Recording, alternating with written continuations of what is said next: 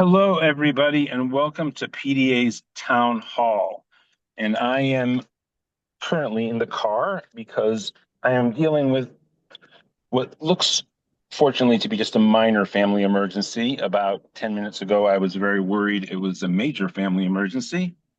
My partner, Sheila, mother of our daughter, Percy, little Percy came running over. Mom's cut herself really bad. And I ran downstairs, and yes, there's blood all over her hands and spilling onto the floor.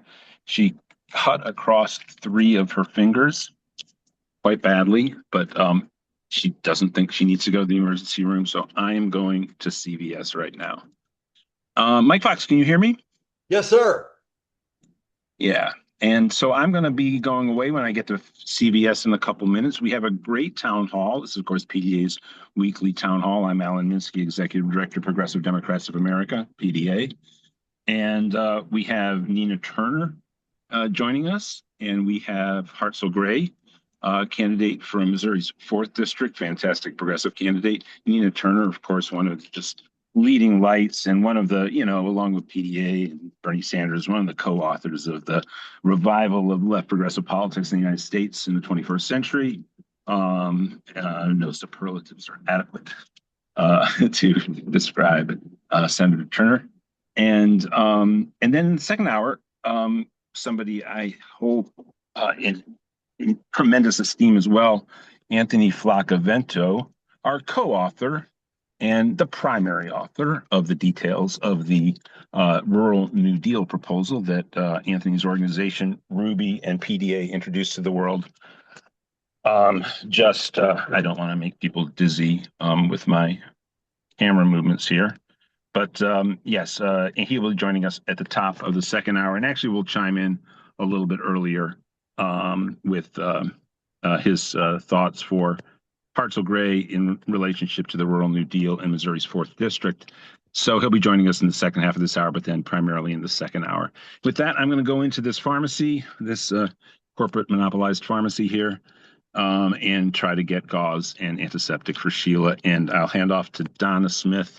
We'll, of course, hear from Donna with her thoughts for the week, Mike Fox with her PDA to-dos for the week, and then Nina Turner in 11 minutes. Okay, I'll be back, everybody. Bye. Thank you, Alan, and we thank you everybody for being here. Alan is dealing with family issues right at the moment, so we'll give him lots of space and time to do that, and send love to everybody, and hoping the situation resolves as calmly as possible. First of all, I wanted to share with all of you a little bit about PDA. Some people who join us on the call have not been a part of PDA for a long time and don't know about Progressive Democrats of America. We were founded in 2004 as a progressive organization to fight inside and outside the party to make it a more progressive space for all of us to achieve things like Medicare for all and peace and just those little things, issues around climate. And we have fought long and hard to get where we are now, with chapters all over the country, with wonderful candidates running for office, which is always incredible. And we're blessed to have on the call today one of our candidates. We feel like he's kind of homegrown, Hartzell Gray from Missouri's 4th Congressional District. We think that'll be wonderful and exciting to hear from him in just a minute. And we also are going to have Nina Turner. Many of you have heard Nina speak before. I have many times, and I enjoy it every time. She just makes the world seem like justice is actually possible to achieve. You feel like you're in this presence of greatness, and she is. So we will hear from her in just a little bit. And then in our second hour, Anthony Flaccavento, who does the Rural New Deal, will be on the call, and hopefully we'll have a little overlap so that he can ask a question or two and interact with Hartzell. We always start these calls with one of our favorite people at PDA, who's been with us almost as long as I have, and that's Mike Fox. So, look at them. Mwah, mwah, mwah.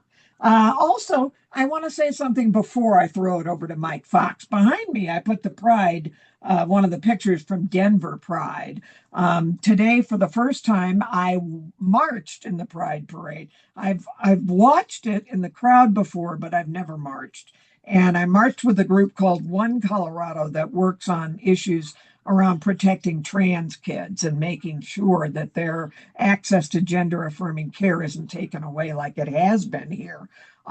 Shamefully, their care, gender affirming care, was removed from two of our major hospital areas immediately after Trump was elected in anticipation of threats from the federal government. Then the courts here, the Colorado courts, ordered that the gender affirming care had to continue again. And that was a great victory for everyone.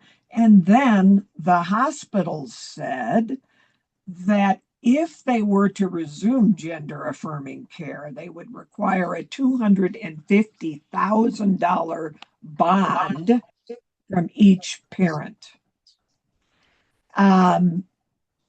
Any of you who have raised children know having $250,000 ready to give out for something your child needs would be impossible for most people. And actually, how tragic, right? How tragic. We already have a problem in this country with trans kids and suicide, a bad, bad problem. And then you add to this push me, pull me. We're going to give you care. We're not going to give you care. Oh, yeah, we'll give it to you if you have $250,000. It just is, it's a horrible thing. So that was one of the reasons I felt very strongly about marching in the Pride Parade today. And it was, what an experience, folks. If you've never done that, you know, it is amazing. It is amazing. The noise of the crowd, the love from the crowd, you know, just people wishing other people happy Pride. We haven't done an awful lot on our town halls to acknowledge, you know, this month and how important it is to the LGBTQ plus community. And if I left off IA on there, I'm so sorry. I just think it's so important that we acknowledge that we are all together in this. And as progressive Democrats of America, we fight together to make sure that our party is the one that fights for people who are marginalized in any way, because love does not discriminate that way, and we don't either. So anyway, on that preachy note, I'll hand it over to Brother Mike Fox. What do you got for us this week, Mike? Thank you so much, Donna. Number one, what I got is reinforcement of what you said. Here in St. Petersburg, there is no bigger love fest, period, than the Pride Parade and the festival around it. I'm always proud to be a part of it, as I'm an ally, and just the amount of love and solidarity that is felt there, and the joy that is expressed there, is just unlike anything else here in Greater Danced with a stranger. Yeah. A woman on a walker danced with a stranger. Bingo. Enough said. The thing that blew me away, the very first one I went to 20 years ago was, it blew me away. I'd never been in a space where just folks were walking around with squirt bottles, making sure that everyone was cool in St. Petersburg, Florida, because the festival takes place on blacktop, right? So yeah, it's kind of rough in St. Pete. Just the amount of love expressed in that space is just virtually overwhelming. So thank you so much, Donna, for bringing that up. Thank you to all of our siblings who celebrate Pride. Please do. If you were at a Pride event, send us pictures. We'd like to put a collage together of PDA folks who were out and about at Pride, okay? So send us a picture at info@pdamerica.org. Info@pdamerica.org. We'll put a collage together, get it up on social media, et cetera, et cetera, et cetera. And most importantly, as far as PDA is concerned, since our primary job is what? Getting solid progressives elected. Make sure that your electeds are showing solidarity with the community. And when you find a candidate who is, pile on. Because the right on, Mike. The phone banks, all of it. Yeah. Pile on. So ways that we can pile on this week. Time and treasure. Time being phone bank. We do a lot of other things at PDA as well, but our core is piling on that phone bank, getting vote out. Okay. So go to pdamerica.org/volunteer, sign up. Likewise, phone bankers, there's going to be a special project tonight that we're going to be tossing into the chat here. Hartzell's going to be with us here in a minute, and they've got a big phone bank going tonight, 7 o'clock Eastern. What is that? 6 o'clock Central. 5 Mountain and 4 Pacific. Okay. So the goal on this call is we're hanging out here. We're showing solidarity with each other. Hopefully we're tossed a few pennies in the tip jar or signing up for volunteer shifts over the upcoming week. We get pumped up, and then bang, 7 o'clock Eastern, we're on the phone for Hartzell. All right. So I'll be tossing that into the chat here in just a second. Keep your eyeballs peeled for it. And then as far as standard volunteering in PDA land over the upcoming week, pdamerica.org/volunteer. Give us an hour. We'll make sure that you're doing something productive, okay? And lastly, the treasure part of this. 2 ways that an organization builds and generates wins. Time, treasure. The treasure element, do what you can, gang. Bottom line. Anything you can. What I look for on these calls isn't a dollar figure. What I look for and determine it's a success is percentage of folks in the game. The perfect world would be if everybody on this call threw a buck in. If you can do more than a buck, do it. But just bottom line, it's that solidarity moment of all of us coming together, all of us piling on. That's how we bring wins home, gang, is the crew as a whole piles on and moves the needle. Okay, so let's move those needles from a time and treasure standpoint. Absolutely perfect world would be if we could see 10 new sustainers. 10 new sustaining donations. We push those for 2 reasons. Number one, because that gives us a feel for what the budget is in any given month, right? So we can budget appropriately. But the second very important reason is if we got to the point where a really substantial budget was already churning, then you don't have to listen to me talking about give me money, right? And so if you want to shut Fox up, and that list is long, there's a lot of people that forms to the left. If you want to just shut me up in this process, jump on, become a sustainer, and let's get those sustaining numbers up to the point where I don't have to keep coming back. Okay, excellent, y'all rock. Have we seen Nina yet? Sorry, no, Mike. Neither Nina or Anthony Flaccavento are with us yet. Okay, no worries. Right. No, absolutely no worries at all, because we got Hartzell Gray on the call. Yo, Hartzell, you comfortable with hopping on a little bit early here, brother?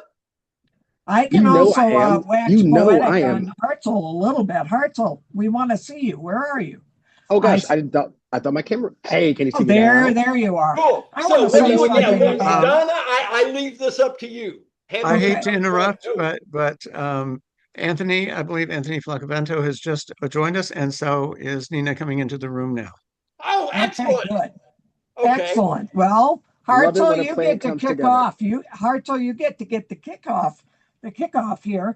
One thing I wanted to say is I watched a really interesting program of Tom Hartman's this week, where Alex Lawson, our friend from Social Security Works, was guest hosting, and he was talking about the issue that Mike Fox brought up, solidarity.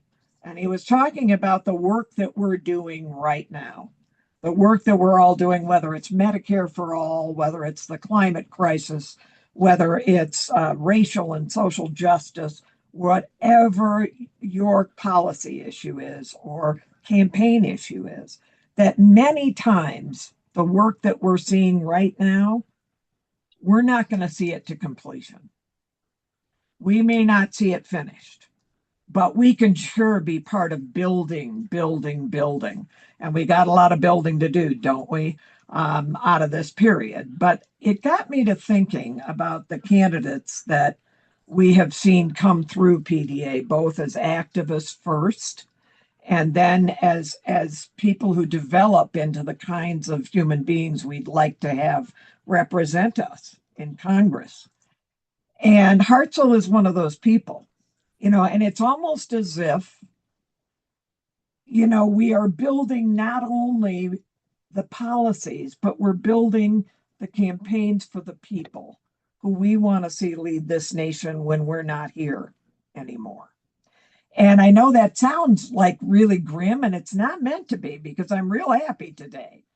But what it is saying to all of us assembled is, I may not have a lot of money to give. Catherine, I saw your comment, and I absolutely understand that money is tight. And for so many people, it's incredibly tight right now. But also what we give is of ourselves, of time, of energy, so that wonderful young candidates like Hartzell, who will be leading beyond the time when I can change things directly. We want people like Hartzell. We want him to be in Congress. And, and he's in Missouri. I'm not in Missouri. I'm in Colorado. But I believe building a better Congress everywhere across the country matters to us.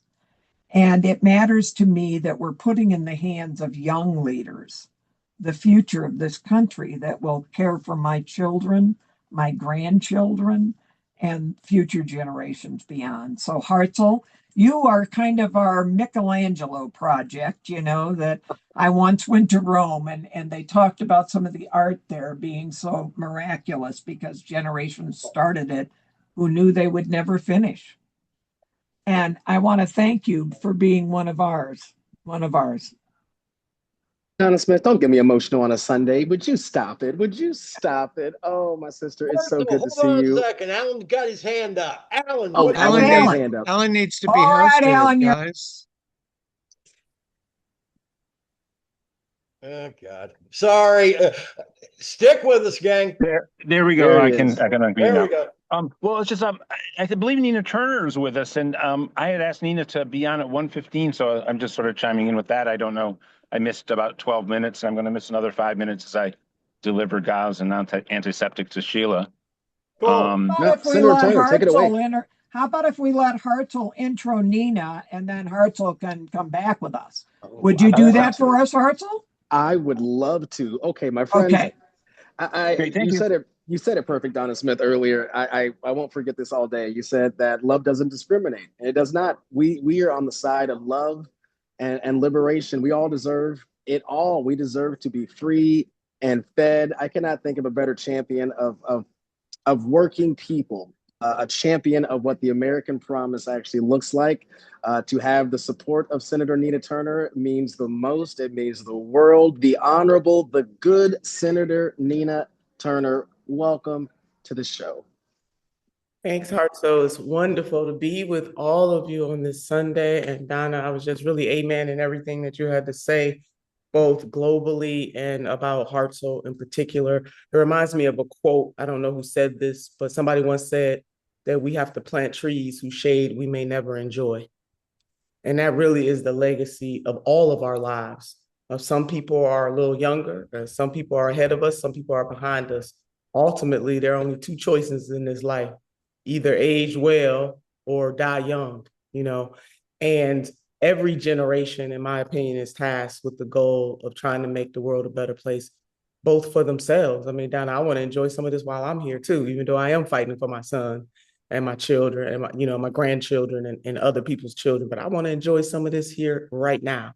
And that is another reason why it is vitally important that we support candidates like Hartzell Gray and so many other either young or young adjacent people who have decided that they were going to stand in the ready position for something that is much bigger than them, to take on corporate greed, to take on these corporately captured politicians who are already serving in office right now, not exclusively on the federal level of government, but deeply on the federal level. But we see it happen on the state level too. And I think far too often we forget about the state level of government. Usually the state level is the feeder to go into the Congress. And so we ultimately need to care deeply about what those who are elected to our legislatures across this country, who they are and what they are doing. But to get back to Hartzell, I mean, I just couldn't think of a better person to be there, surrounded by other good people who are running right now. Not just good people, people who are willing to fight the system. It's just not enough to be a good person running for Congress. You got to be willing to go in there like that may be your only term. That might be your first and only term. And run up in there and speak those words and push policies as if you may not get elected again. The working class people of this country have been betrayed. They've been seduced. They've been lied to. And by extension, what happens to working class people in these United States of America impact working class people all over the world.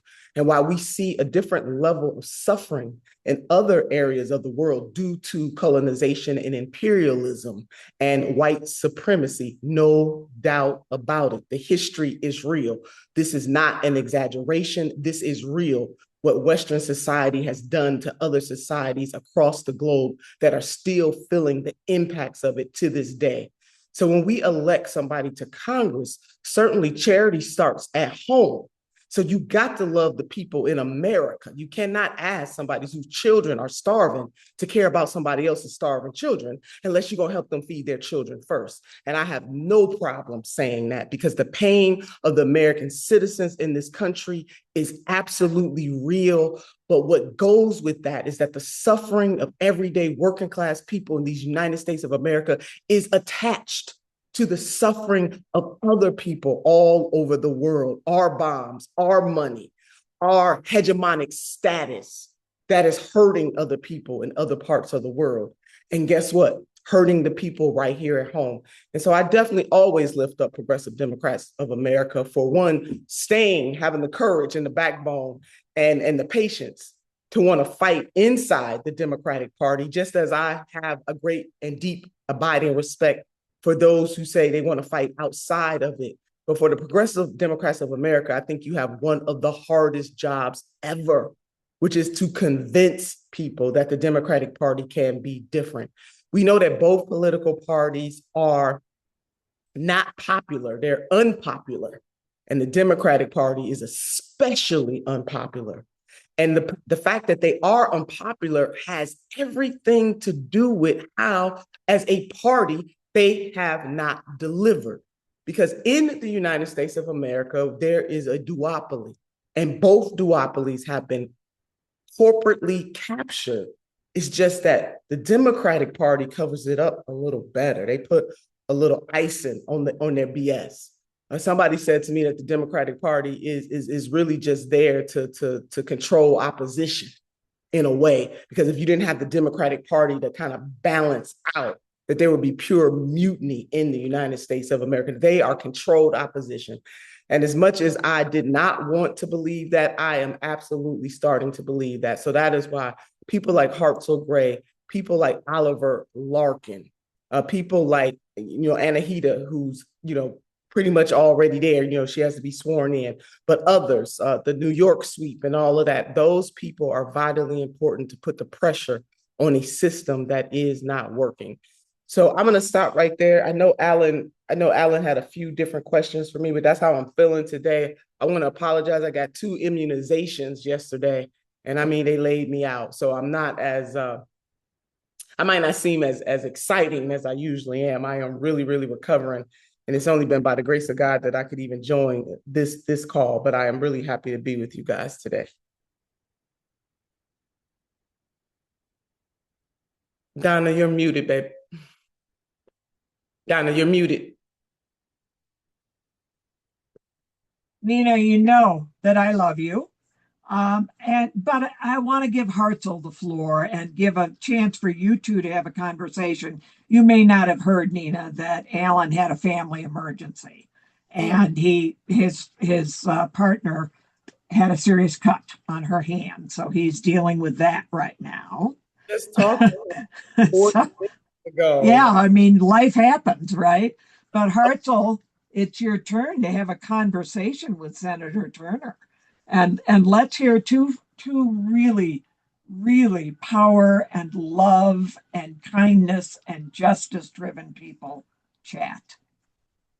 I mean, Senator Turner, you said it great, and I think let's dig on that. Let's dig on the fight that's required. You know, we are going up against an establishment, not just big money, but billionaires and everything in between. The warmongers, the war hawks. But we know why we are on this right side of history, because we deserve to be free and fed. We all deserve health care for all, housing for all, a job for all, child care for all. No ifs, ands, or buts.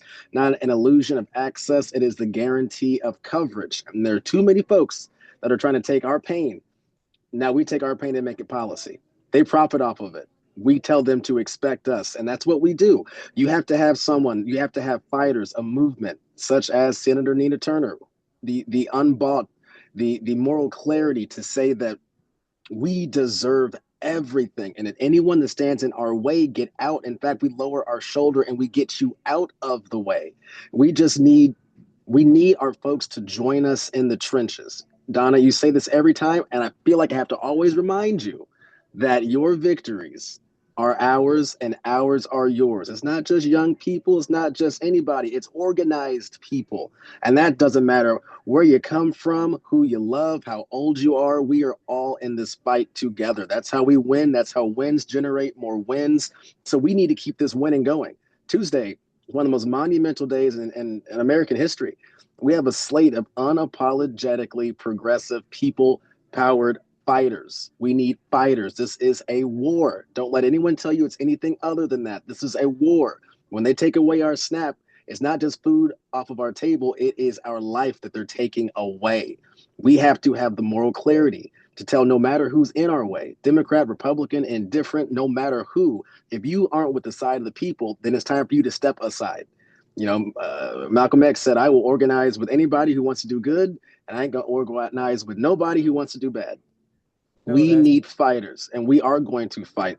Look at what Congressman Ro Khanna did, passing some of the most monumental legislation with Thomas Massie, a Republican, who is no longer going to be serving in that seat because of big money and big billionaires and an Epstein class that thinks they deserve it all. We deserve it all, but we got too many folks who think that it's just status quo. It seems fine. Just need a little bit of breather room. Just a little bit of breather room. Our folks are drowning. Breather room don't mean nothing if you cannot breathe.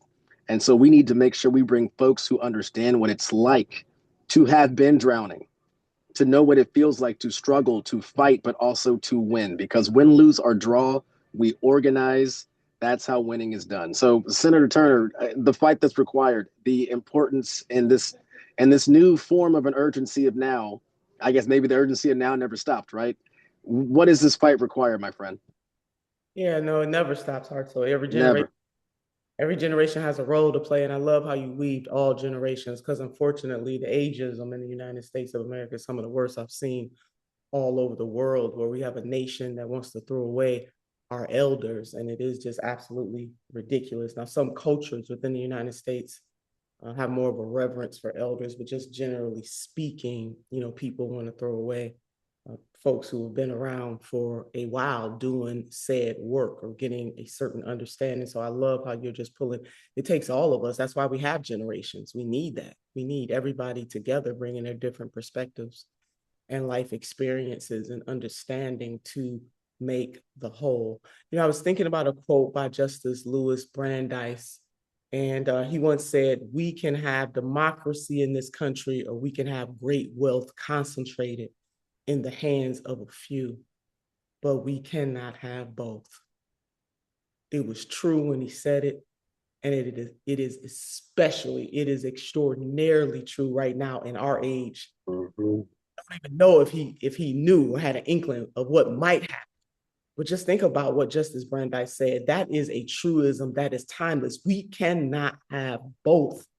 And we are seeing the gut-wrenching damage that wealth concentrated in the hands of is doing to the people of this country. Why in the heaven do you need to be a trillionaire? It absolutely makes no sense. I mean, just even to be a billionaire, you would have to spend $10,000 a week since the time of Christ to today. And that's not enough money? While people go to bed hungry, people go to bed unhoused, people don't have health care. And I love how you say this ain't about access. This is about outright having it. Yes. And we had a president, FDR, as we all know. And thank God, Alan and Dr. Harvey K and the resurrection of the Economic Bill of Rights. We had a president in the United States of America who was among the ultra wealthy, but he had a heart for the people and he understood. And that is why his vision of the Economic Bill of Rights was so important. And he had to do the dance with the ultra wealthy of his time.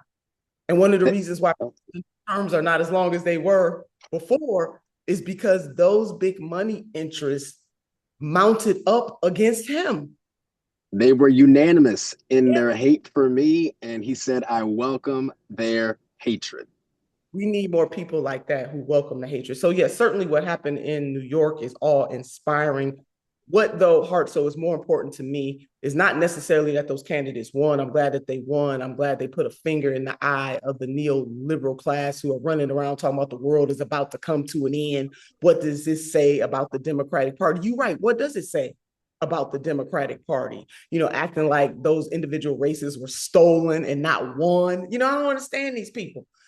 But my greatest joy is the poke at Hakeem Jeffries, Leader Jeffries, who is a do-nothing leader in that Congress, who was bought and sold by AIPAC, like the overwhelming majority of the Black caucus, the Hispanic caucus, the Asian caucus, and the Progressive caucus. And there shouldn't even be a Progressive caucus in the Congress. Those folks need to reevaluate what it means to be a progressive. They were more worried about having the numbers than they were about having the substance. Every single special interest caucus in that Congress has been co-opted by big money, and especially AIPAC. I want all big money out, not just AIPAC, all. But when you have a force like an AIPAC and what they do all over the country, and that is another reason why the victories in New York, not just on the congressional level, but also in the state house too. Mayor Mondami put his finger, put his politics in the mix on the state legislature as well. I was really glad to see it. But what I want to know more importantly is not what people say, it's going to be what they do. And I'm going to tell you something. If they get there and don't shake it up, if they get there and don't take a page out of the Tea Party's book, you all remember when the Tea Party held hostage the mainline Republicans? That's what I want to see. I want to see the DSA Congress members who won and the real progressive candidates, Congress people who are there or who will be there to form a block and to make sure that neoliberal Democrats can't make a move without them, make a demand and make sure that there's some consequences. So while I appreciate all the slick talk that a lot of these candidates did before they became candidates, and in no way am I holding them, a lot of things that some people said might not have been as polished as some people want, and they're calling these people haters of America and all of this nonsense and foolishness. America has a lot to atone for. And when people are suffering, you are not supposed to have pretty words to talk about the suffering.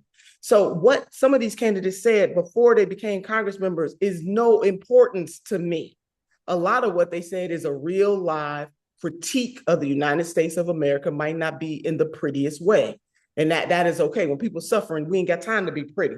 We have to be out there and show the requisite energy and emotion for the moment.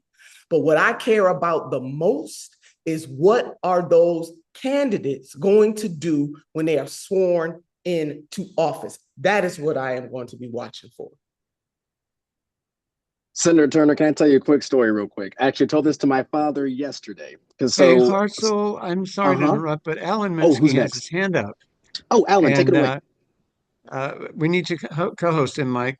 Yeah, There thank we you. go. Thank you. Yeah, just waiting to be. I just raised my hand because I need to be co-hosted. I know I'm way. Mike Fox can't see me, so I needed to do that. So continue with the conversation. Has Anthony spoken, by the way, to about everything and introduce himself to Hartzell and all that? I have not, but I'm happy to Not just yet. listen We'll in do on that. this conversation. I'll get there, Alan. Yeah, good. Anthony, you don't know, but I had a minor family emergency, and Sheila is bandaged up now. Her fingers, I think, will survive. I don't think we'll need to go to the emergency room. Thank you, everybody, for your patience with my little family crisis there. Life goes on. Life continues. Life happens. Hartzell and Nina, didn't mean to interrupt. Take it away, Hartzell. Oh, no, you're fine. I was just going to say I had this conversation yesterday with my father. So I'm the third. I am Hartzell Gray the third. And so all we knew about Hartzell is that it was quote unquote, it's Hebrew. That's all we knew. So I did a little homework, and my father had never heard this story. So my grandfather was born in 1909. They didn't have a name for him, didn't know if he was going to be a boy or a girl.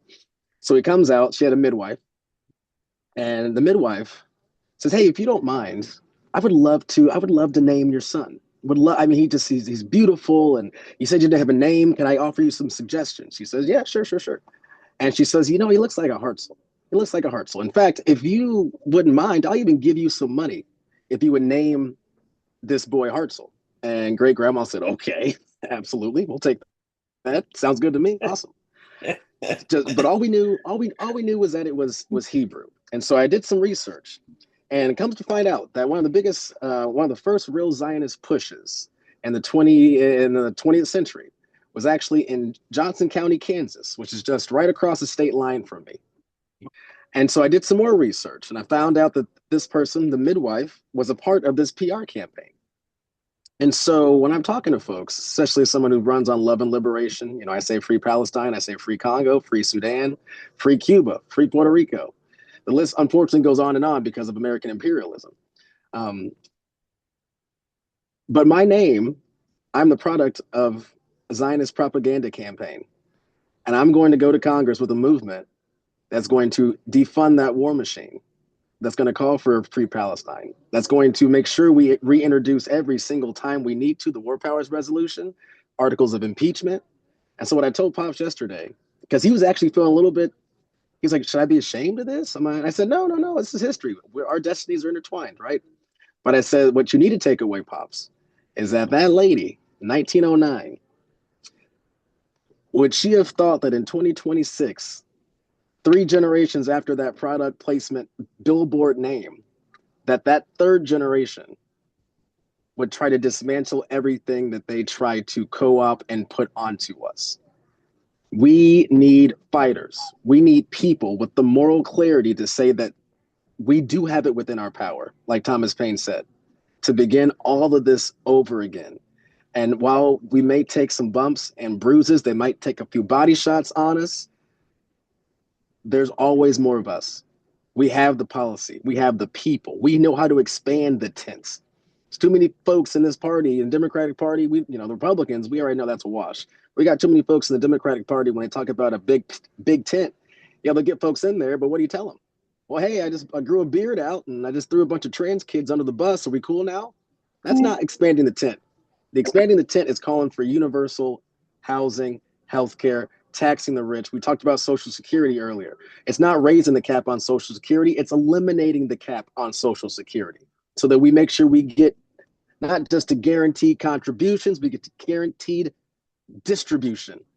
We need to get back into an FDR consensus that makes whole the soul of working folks. So all that's to be said, that story when I told Pops yesterday, to see his worldview just completely not be questioned, but just the reality of how much we are uniquely intertwined with an active history, not a past history. Jim Crow never went woke.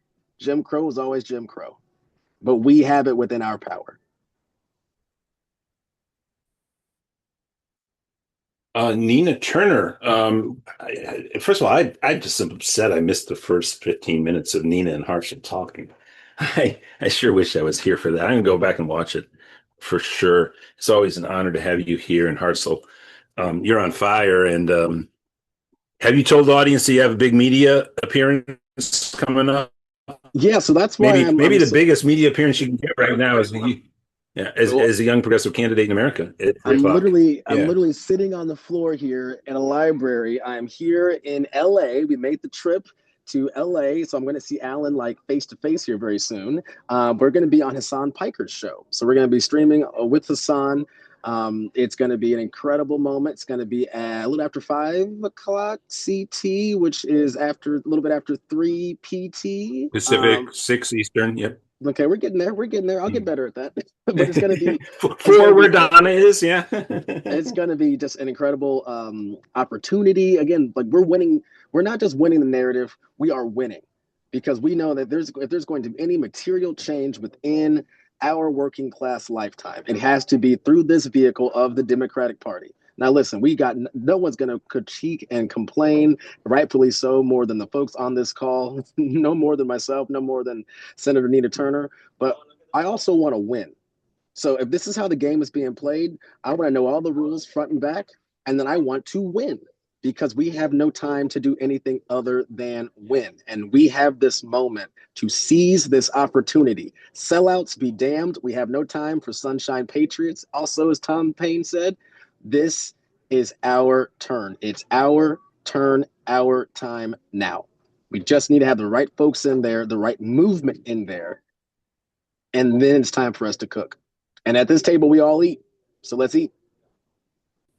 Nina, your thoughts, and then I'm going to have a question for Nina to Hartzell, and then me to introduce Anthony.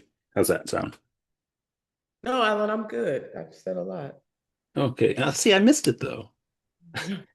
Okay, Hartzell. I'll go to Anthony Flaccavento. Look, Anthony Flaccavento is Brilliant is what he is. He's brilliant. He is, and just a gift to our society.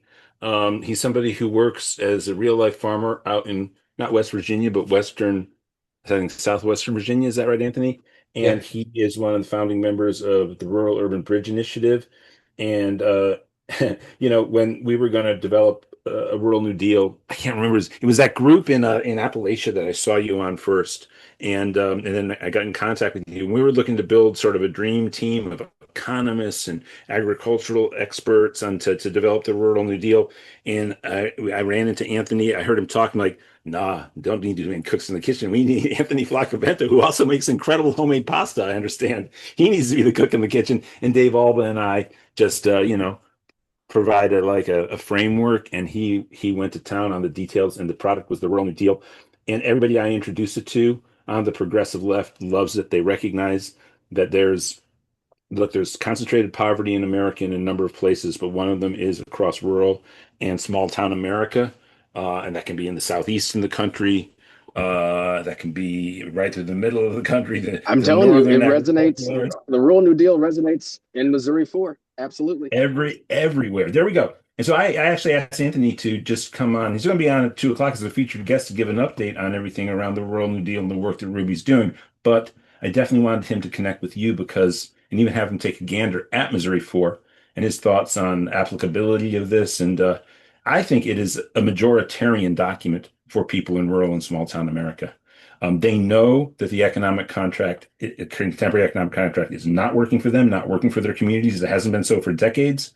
And the centrist Democratic Party completely abandoned them.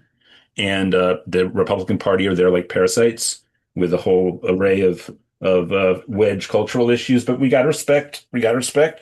And present a positive economic model. And that's what Anthony does so well. Anthony. Well, thanks, Alan. And boy, it's great to listen to Hartzell and Nina. That's a great exchange. I love it. I'd be really curious. I'm going to have a few minutes at the hour, so I'm not going to talk about it much now, but I'd be really curious what your thoughts are on the Rural New Deal and how folks, as you're out among people, I'm not sure if you're doing town halls or how you're connecting. I know you're connecting with a lot of people, but kind of what sort of things are you hearing? Is there if you're getting critique, some negative pushback, I want to know that too. But whether good or bad, I'd love to kind of get your quick thoughts on what you've heard from it, what you think yourself of the document. I would say that the biggest thing that is resonating so much with the Rural New Deal is its intentionality, right? Because we all agree, we all deserve universal health care, urban America, suburban, rural, right? But there is an intentionality because when I go knock doors in our urban or in our rural parts of our district now, there are no hospitals. There are no rural hospitals at all. So if I where do I go? There's in some situations in this new gerrymandered map, my brother, we have places as far east in our county that are 3.5 hours away. Where are they going to go? That's a $15,000 life flight right off the bat. So the intentionality, not just within healthcare, but also from banking, from the idea also that educating our folks, so insulting. It is our job to lead and listen. It's relational. It's our job not to point that straight line for you. It's to say, my brother, my sister, if you just look that direction, I bet you're going to see something. Because when I'm talking to our folks, they're saying it is healthcare, it is housing, it is data centers, it is flock cameras. This is surveillance state that is happening. It's no access to resources. It is extreme drought now with low yields. We've got fertilizer costs up because of these tariffs and because of the illegal war. What breaks my heart, Anthony, I know you know this stat. Year to date, farmer suicide, year to date, is up 70%. 40% of that 70 is in the Midwest. And I would tell you right now, I don't have the official numbers, but the majority of that 40 is probably in Missouri, in my state. And our folks are hurting's not the right word. They're dying. I'm driving through downtowns and like it's not even that the folks are gone. They've been gone. But their downtown is now caving in on itself. Yeah. And so it's not so much any pushback. In fact, it has been an incredible primer because even since that was released, what was it, 2023, 2024 when we released it? Yep. We released it the month before October 7th, unfortunately. Yes, that's right. That's gosh, time flies, but also life, the world we live in. It's been an incredible basis because even in these last 2 years since, I mean, let me tell you this story. This is why I think the Rural New Deal is so important. So one of the things that they were talking about, some of our folks, they said the flock cameras. So the idea that there's just surveillance state all throughout our state. And so I'm talking to this lady in rural America, and she was saying that flock cameras, this is a big deal for her. And I said, this is great because this is something that we're going through in downtown Kansas City on the St. Louis side. Like, yes, we are being surveilled. They're taking our information. Where is it going? Who is this looking at it? And what she said, well, it kind of makes sense. It's Kansas City, it's St. Louis. Like, of course you would try to, but why would they put cameras on my farm? Like on my, and so in my mind, I don't say this, but in my mind, I'm thinking you're so close. You are so close because you understand that, like I said earlier, our destinies are intertwined. We all are being violated. And when you lead with that through line of that, you deserve more. You deserve the best, no matter where you are. We talk about a guaranteed job on our platform. That's not just in downtown Kansas City and urban areas. I want the same guaranteed job in rural America too. You don't have to just be a farmer if you don't want to, but also if you do, you can and you will. So I'm talking in circles. You know this, Anthony, better than I do because you've got the numbers. But I would say not so much criticism, actually just appreciation. And it's a hell of a start that we've gotten, and it's only been more validated in the time since it's been released. Well, that's really good to hear. That's really good to hear. I mean, I think one of the things that the Rural New Deal tries to do is to affirm the fact that, I mean, this is true of every person, but it's especially true of farmers and working folks in the countryside and in towns and cities, is that the thing people hate the most is being dependent on others. They want to have we call it agency on the left. They just say, we want to be able to take care of ourselves. We want to be able to take care of our families. We want our community to be able to fix as many of our problems as possible. Some of them, obviously, climate change, et cetera, are way bigger than you can solve at a community level. But there's an awful lot of problems that if we do things right from a policy point of view, while we're providing the kind of big guarantees or federal job guarantee, healthcare for all, et cetera, we can also be enabling these very creative people. To me, a lot of times, because I'm not a native to Appalachia, but I've been here now for 45 years, and one of the things that struck me is it's kind of an ethic and a mindset like a lot of immigrant communities, which is you make the most out of not much, and that requires being creative. It requires a practical intelligence and all kinds of just sort of perseverance, that kind of thing. That bottom up approach to things is part of what Alan and I and the 18 or 20 or so people who contributed to the Rural New Deal tried to really make sure was in there, because a lot of what country folks don't want is they don't want kind of top down solutions to their problems. They want to be part of fixing the problems they have. And I feel like the Rural New Deal does a pretty good job of that. I'm sure we can, one thing when we wrote it, data centers were not yet, at least in our consciousness. Yeah, yeah. But we're actually, Alan and I need to have a conversation a couple weeks. We're going to launch an update process that we hope to do over about 6 months, not to fundamentally change the Rural New Deal, but to kind of see what was missing and what needs tweaking. Because data centers and the larger AI that they support, they're like the ultimate removal of agency, of self-reliance, of our own capacity to solve our own problems and have good lives. We're seeding our intellect, our problem solving, everything. Our resources. I mean, Our Anthony, resources, enormous. we are over here. We've got folks in my district who don't have clean drinking water, period. And we've got Right, the limited resources we have is sending our water to cool off these machines. They're going to right, take our jobs away, as right, we've got folks who don't even know how they're going to get a meal. right, It's make that make sense. It just, right. you can't square that circle. Right. And And our they've been folks, yeah, very clear, the developers, that the only way AI can achieve its potential is if this hyperscale of data centers continues. We're really just at we're just out of the gate in terms of what data centers, the land, the water, and the energy they're going to take. But it's all driving and enabling this concentration of wealth and power. We've already got way too much of that. Now it's going to take it to a new level. So anyway, not to get off on the high horse, but I'm really glad to hear that you're getting a good response, and know that once Alan and I figure out some of the details, we're going to be launching this process to bring it up to date, a 2026 version of the 2023 Rural New Deal. So maybe at some point you could work in some of the questions we have as we update it as to some of your constituents, the people you run into as you're going, and we'll see what kind of feedback we get. would absolutely love that. My brother, thank you so much for all your work you do. Thank you for you've made me better this campaign. Thank you, thank you, thank you. So I should chime in here. We got about not that much more time here with Hartzell. So folks, look, we want to raise money for Hartzell for his campaign. And hopefully we can put into the chat right now a link such that people can donate. And of course, we're going to really be supporting Hartzell's campaign. So if we can have a split donation between PDA and Hartzell Gray's campaign. And if I can, just piggybacking just a little bit on that data center talk. We've got we got a competitive primary. We are the favorites. We've outraised our nearest opponent 6-1. We've got an incredible ground game. Absolutely.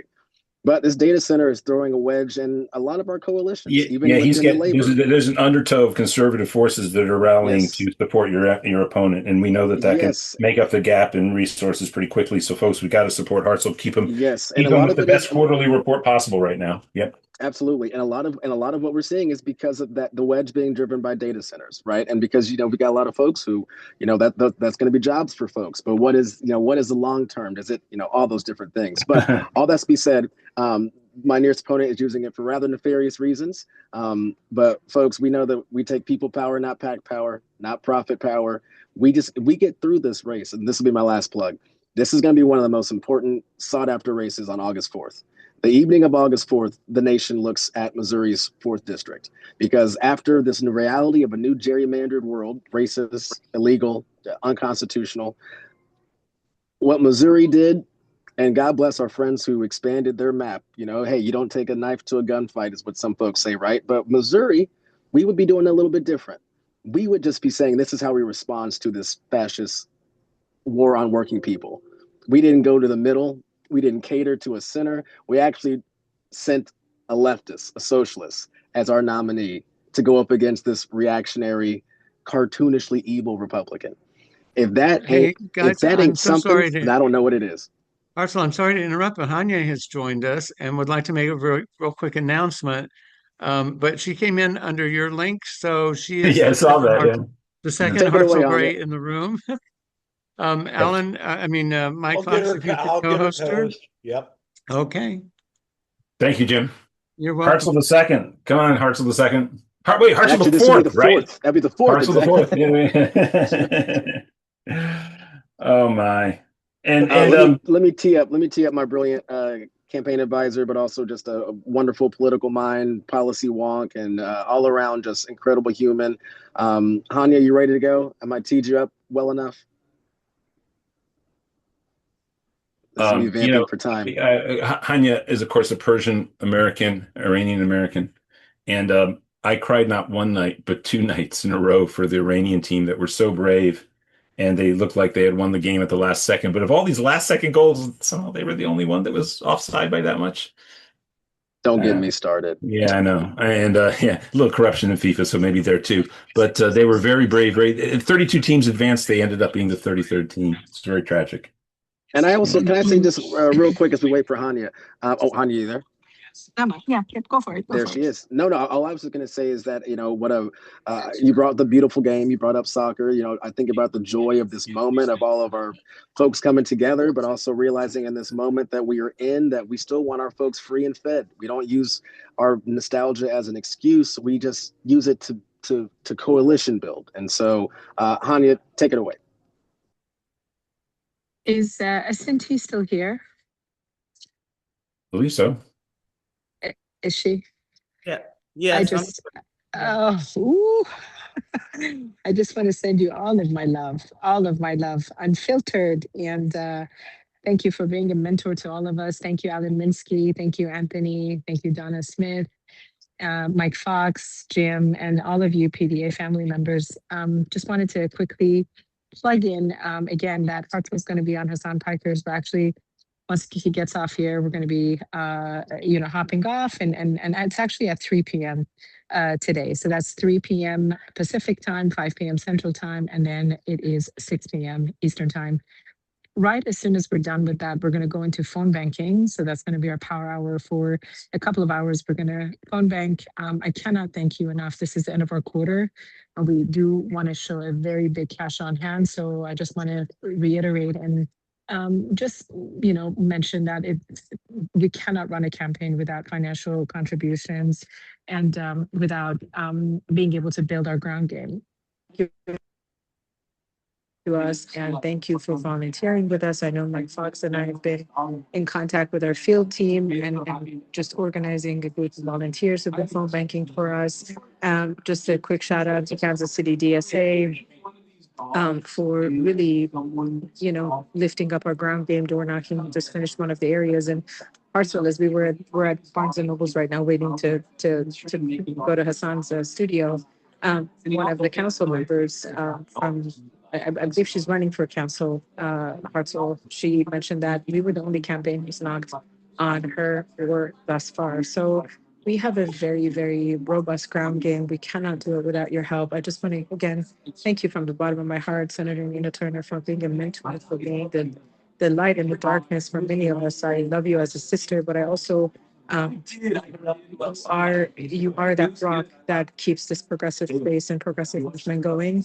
We could not have done it without your support. You were one of the very few, yourself and Representative Rokana, in addition to Progressive Democrats of America and DSA, were the only few who took a chance and then believed in our movement in Kansas City. And when I tell you, when we posted the Hassan Piker flyer on our social media, someone said it's about time that Kansas City gets this light and attention. And someone else said that my children just they just enrolled in college and this feels just as good.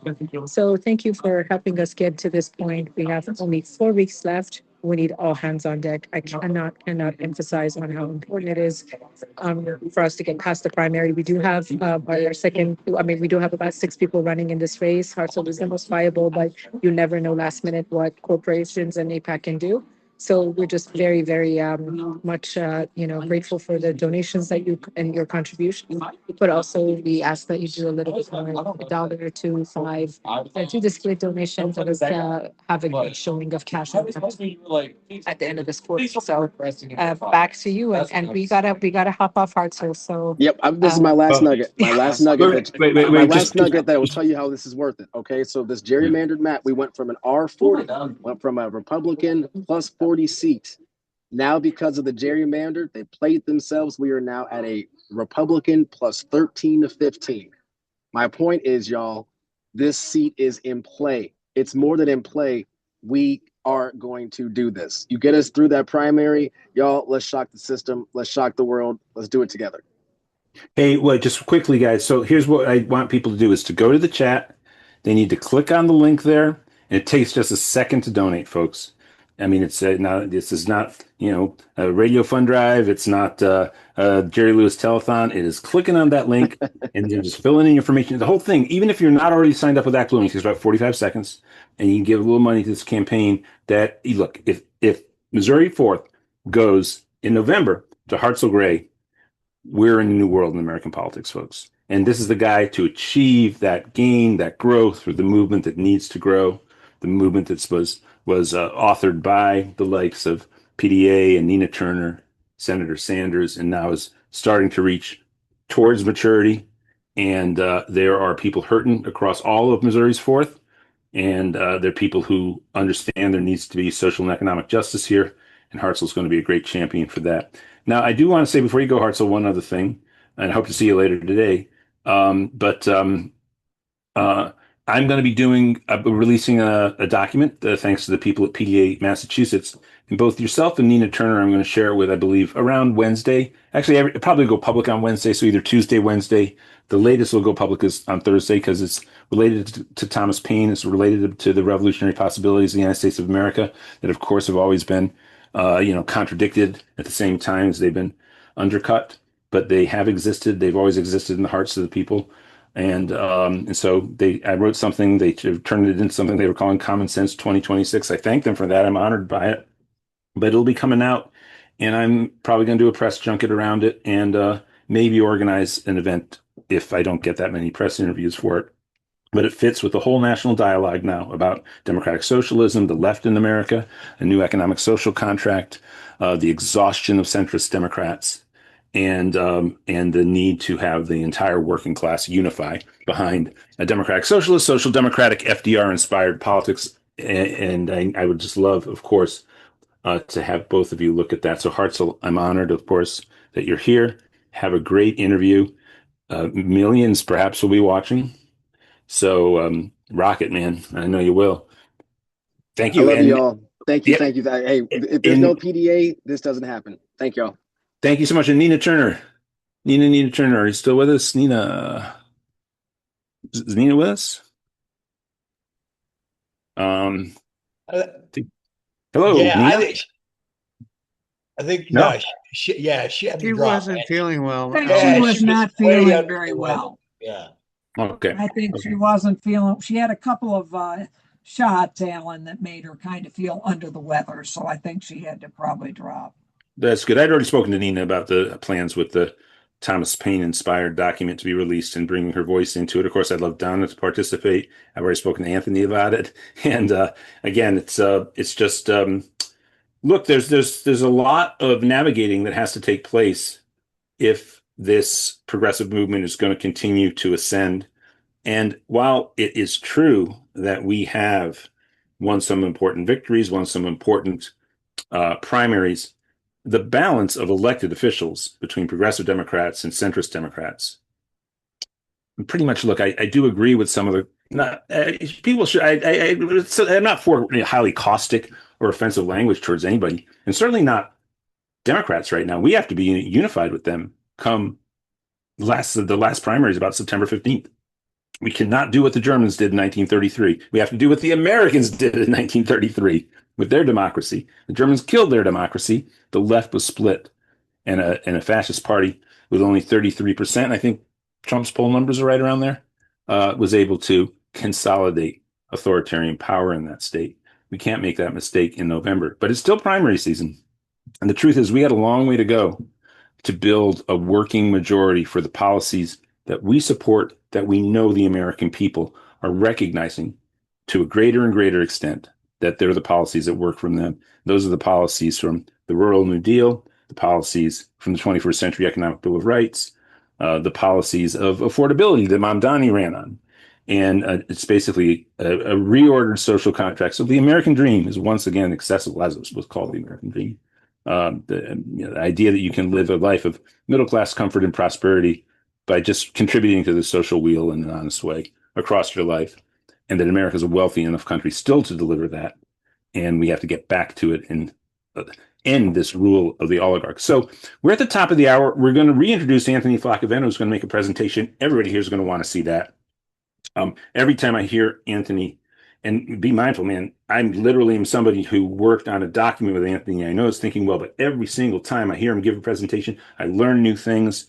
It's incredibly expansive and brilliant analysis, not just of, by the way, economic policies that relates to rural and small town America, but the very fabric of our cultural discourse and our shared political dialogue across the country. Anthony's brilliant on all those fronts. But Mike Fox, it's time for you, if you have a moment, to come forward again and give us the PDA updates for our PDA work for the week. And right on point, here's a family member calling me. Mike Fox. Yes, sir. Can you hear me? Yes, I'm sure he can. Somebody yell at me if you can't hear me. Oh, yeah. Thank you, Anthony. You're coming through loud and clear, Mike. Rockin', thanks much. All right. My favorite job of the week, the thank yous. The following people have donated today. I want to say thank you to Yvette, thank you, and Jennifer, Jim, Phonemaker Mary, double doing, Anthony, Dorothy, excuse me, my eyes are going bad here today. Put your glasses on, Mike. That might help. Okay. Amy and Phonemaker Mary double doing, and Paul Stokes out in Colorado. Good to see you, Paul.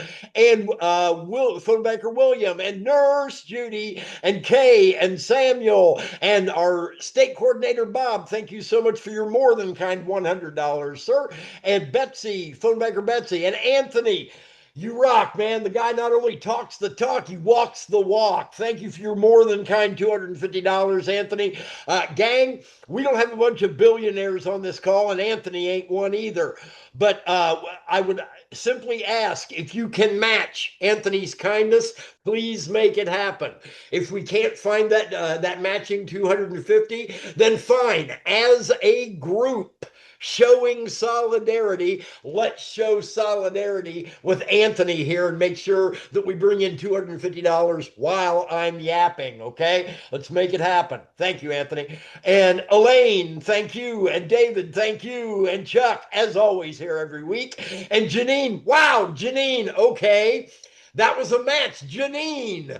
Or excuse me, Jean, not Janine, Jean in New York City, $250 as well. Thank you, Jean. All right, gang, we're now up to $500 that we need to show solidarity with here. We don't have any mega rich people on this call, gang.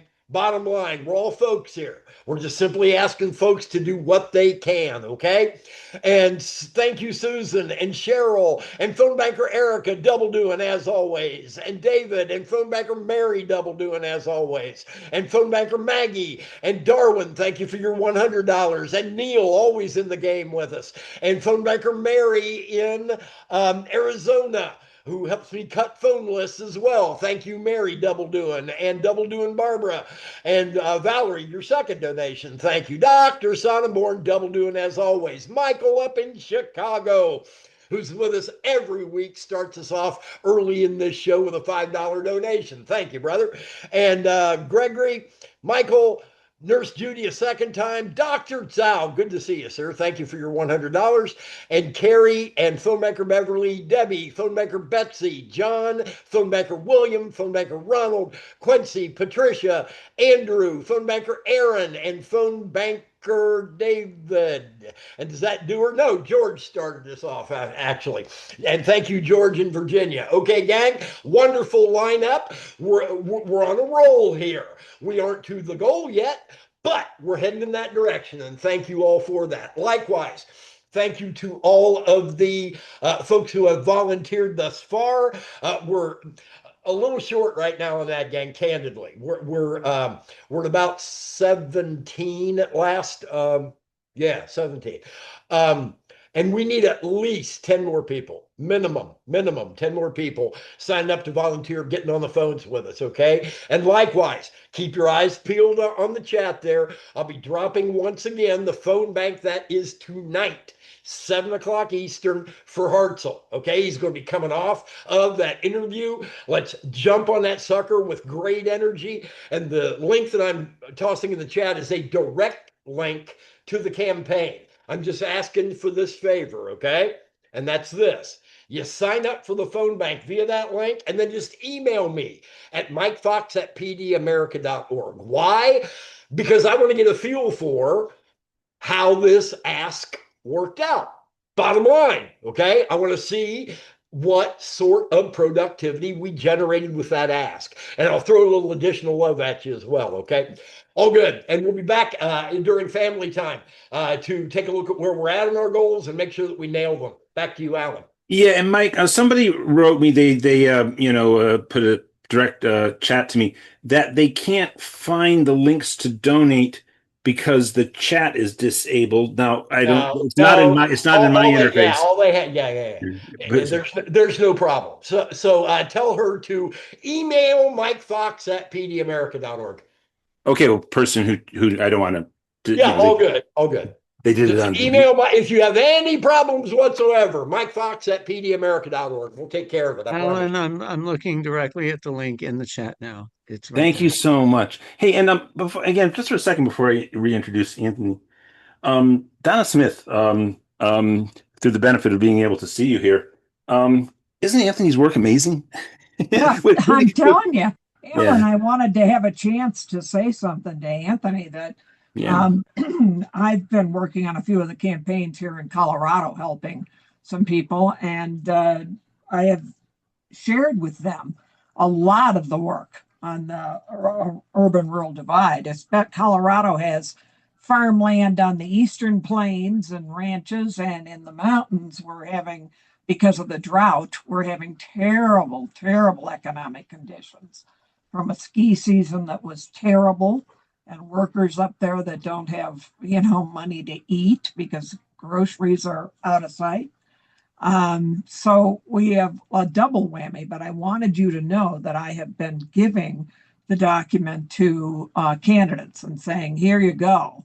And they especially our gubernatorial candidates have been very open and very appreciative of seeing the work, because there's some complex things going on with housing and food and healthcare, all of it, all of the basic needs. And I think it was best illustrated a couple of weeks ago. My husband and I were up in the mountains celebrating our 50th wedding anniversary. And it turned out that people there, when they ask you, where are you from? And you say Denver. Oh, that's not, they don't like people from Denver. They see Denver as the big urban, the place that's causing them all the trouble and sucking up all the state's money. And, so, wow, what a great time to be able to provide some answers to those candidates and some things. So thank you so much for your work. And I am interested to hear what you think in a state like Colorado, where you've got a tourist-driven industry on one side that's not rural, but it certainly is not urban. And you've got the more traditional, what you think of as rural, as farmland and ranch land, a lot of it being gobbled up by large corporate entities. So I'm interested to hear what you have to say, for sure. Thank you. And Anthony, why don't you take it away from there and answer Donna's question and then go straight into your presentation? Go Sure, for it. sure. Well, Thanks. Donna, first off, thanks a lot for being an ambassador for the Rural New Deal and for the work that Ruby does. That's just terrific to hear. And in terms of that, the fact that rural has a lot of different components from tourism, ecotourism to agriculture. I think there's some mining in parts of Colorado Of as well. course, yep. Yeah. Where I am in the southwestern Virginia, it has really a little bit of all of that, a history of coal mining being dominant, now having faded quite a bit, but still it's an important force. Agriculture, kind of a smaller scale than what y'all are accustomed to out there in the big open area, but agriculture's been big, it still is big. Forestry and wood products and Hmm. tourism has increased. And one of the things we found, because there is some good news in rural, and Southwest Virginia has some of that good news, is that the historic approach that economic sort of the top down trickle down folks have pushed is that you really have to pick one.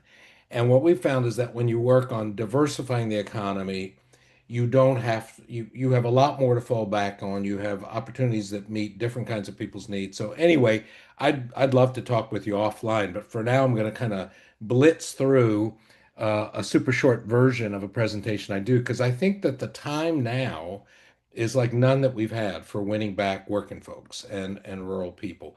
We're all very familiar with Senator Chuck Schumer's now infamous quote about for every blue collar Democrat we lose in Western Pennsylvania, we'll pick up two moderate Republicans in the suburbs in Philly. And you can repeat that elsewhere. Well, it didn't work out that way. He said that on the eve of Trump's first election.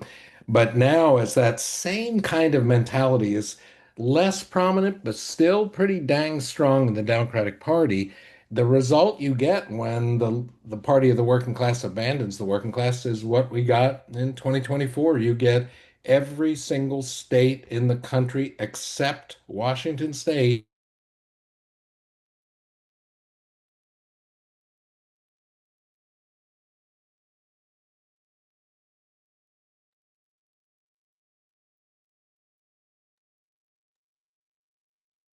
Did Anthony Have we freeze for lost? Yeah, have we everyone? lost Anthony? Yes, Yeah, I think he's he froze lost. up. Here he comes. He's back. I'm you sorry were if I'm out. frozen for a minute. Oh, Anthony, sorry about that. that's okay. Um, we know that Trump's base has been solid among rural folks and the white working class, but what this analysis showed is that over the last 12 years, working class voters of color moved 37 points towards Trump. So it ain't just white people. It is race, and racism is obviously a huge part of it. But for a lot of people, that's not it. For a lot of people, it is the sense that the system's rigged against them. And they're damn right that the system's rigged against them. This is a very widespread belief. There's millions of Americans and increasingly middle class Americans who feel alienated from a politics and an economic system that just doesn't work for everyday folks like them. In our efforts to fight Trump, which have been going on since the first day of his second term and led by great groups like Indivisible, Move On, etc. But in those efforts, when we sound like we're defending that system, man, we're not doing ourselves any service. We have got to make sure that we understand people don't want just to return to what we had before Trump, as horrible as he is, as destructive as he is. People want a much different, better system. And instead, we have too often focused on turning out our base. Now, that's critical. We need to turn out our base like crazy in the upcoming elections in November. But it isn't sufficient when your base is shrinking. And some of you know Mike Lux. Mike's a great analyst on behalf of the Democratic Party and the left. And Mike Lux did a study of these 10 Midwestern states and they looked at the turn out the base strategy between 2012 and 2020. And sure enough, it worked. We had a 500,000 more people voting from big cities, a 500,000 more from the suburbs, and 140,000 from college towns in those 10 states. But my goodness, that increase in the base turnout was overwhelmed by the loss of the base, by the shrinkage of the base, because so many people, blue collar people, service workers in small and mid-sized towns, as well as in rural areas, turned against Democrats during that same period. So the turnout the base strategy there was dwarfed by 2 million net loss of votes. So look at this. We have a chance now like we haven't had since just in 18 months, actually 16 months. Trump's gone from a net job approval across all rural voters from plus 20 to minus 14. Those are rural voters, the people everyone thinks is his core base.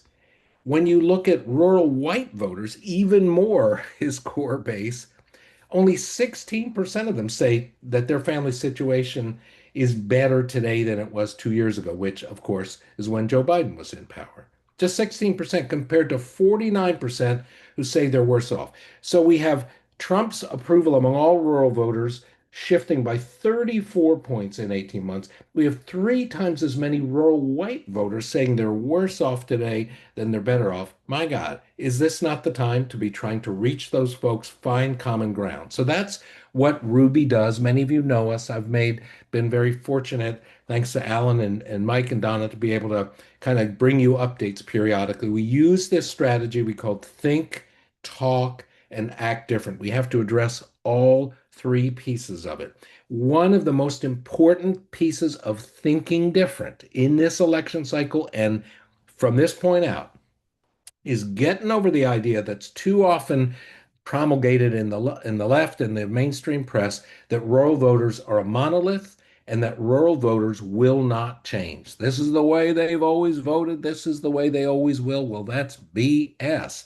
This study of recent elections shows that of all these different breakdowns of demographic groups, rural voters have actually been the swingiest, the most likely to move back and forth between votes for a Democrat and a Republican. They can be moved. And Ruby has a lot of different resources. I'm only going to show you some quick images of how we do it, written resources, studies and analyses. We do monthly briefings that are just terrific, sometimes bringing on political activists and candidates. We'll be featuring some working class candidates between now and the election. This July briefing, which is in just a couple weeks, July 8th at 4 o'clock, this should be fascinating. This fellow, Rich Logis, started a group called Leaving MAGA, a guy who was deeply embedded in MAGA, a proponent, a media, essentially kind of grassroots media person for MAGA, came around to a very different understanding. And now his group works to welcome people who are having second thoughts and cultivate them as allies rather than push them away. So really interesting things coming out of our efforts. We also do a monthly column in The Nation. Our last one, written by my colleague Erica Edelson, focused on data centers. It's fantastic. My next column this coming month will focus on AI more broadly. In addition to thinking differently, Ruby really focuses on acting differently. We do that in 2 ways. One, of course, is public policy. And Alan and I were chatting before the meeting started.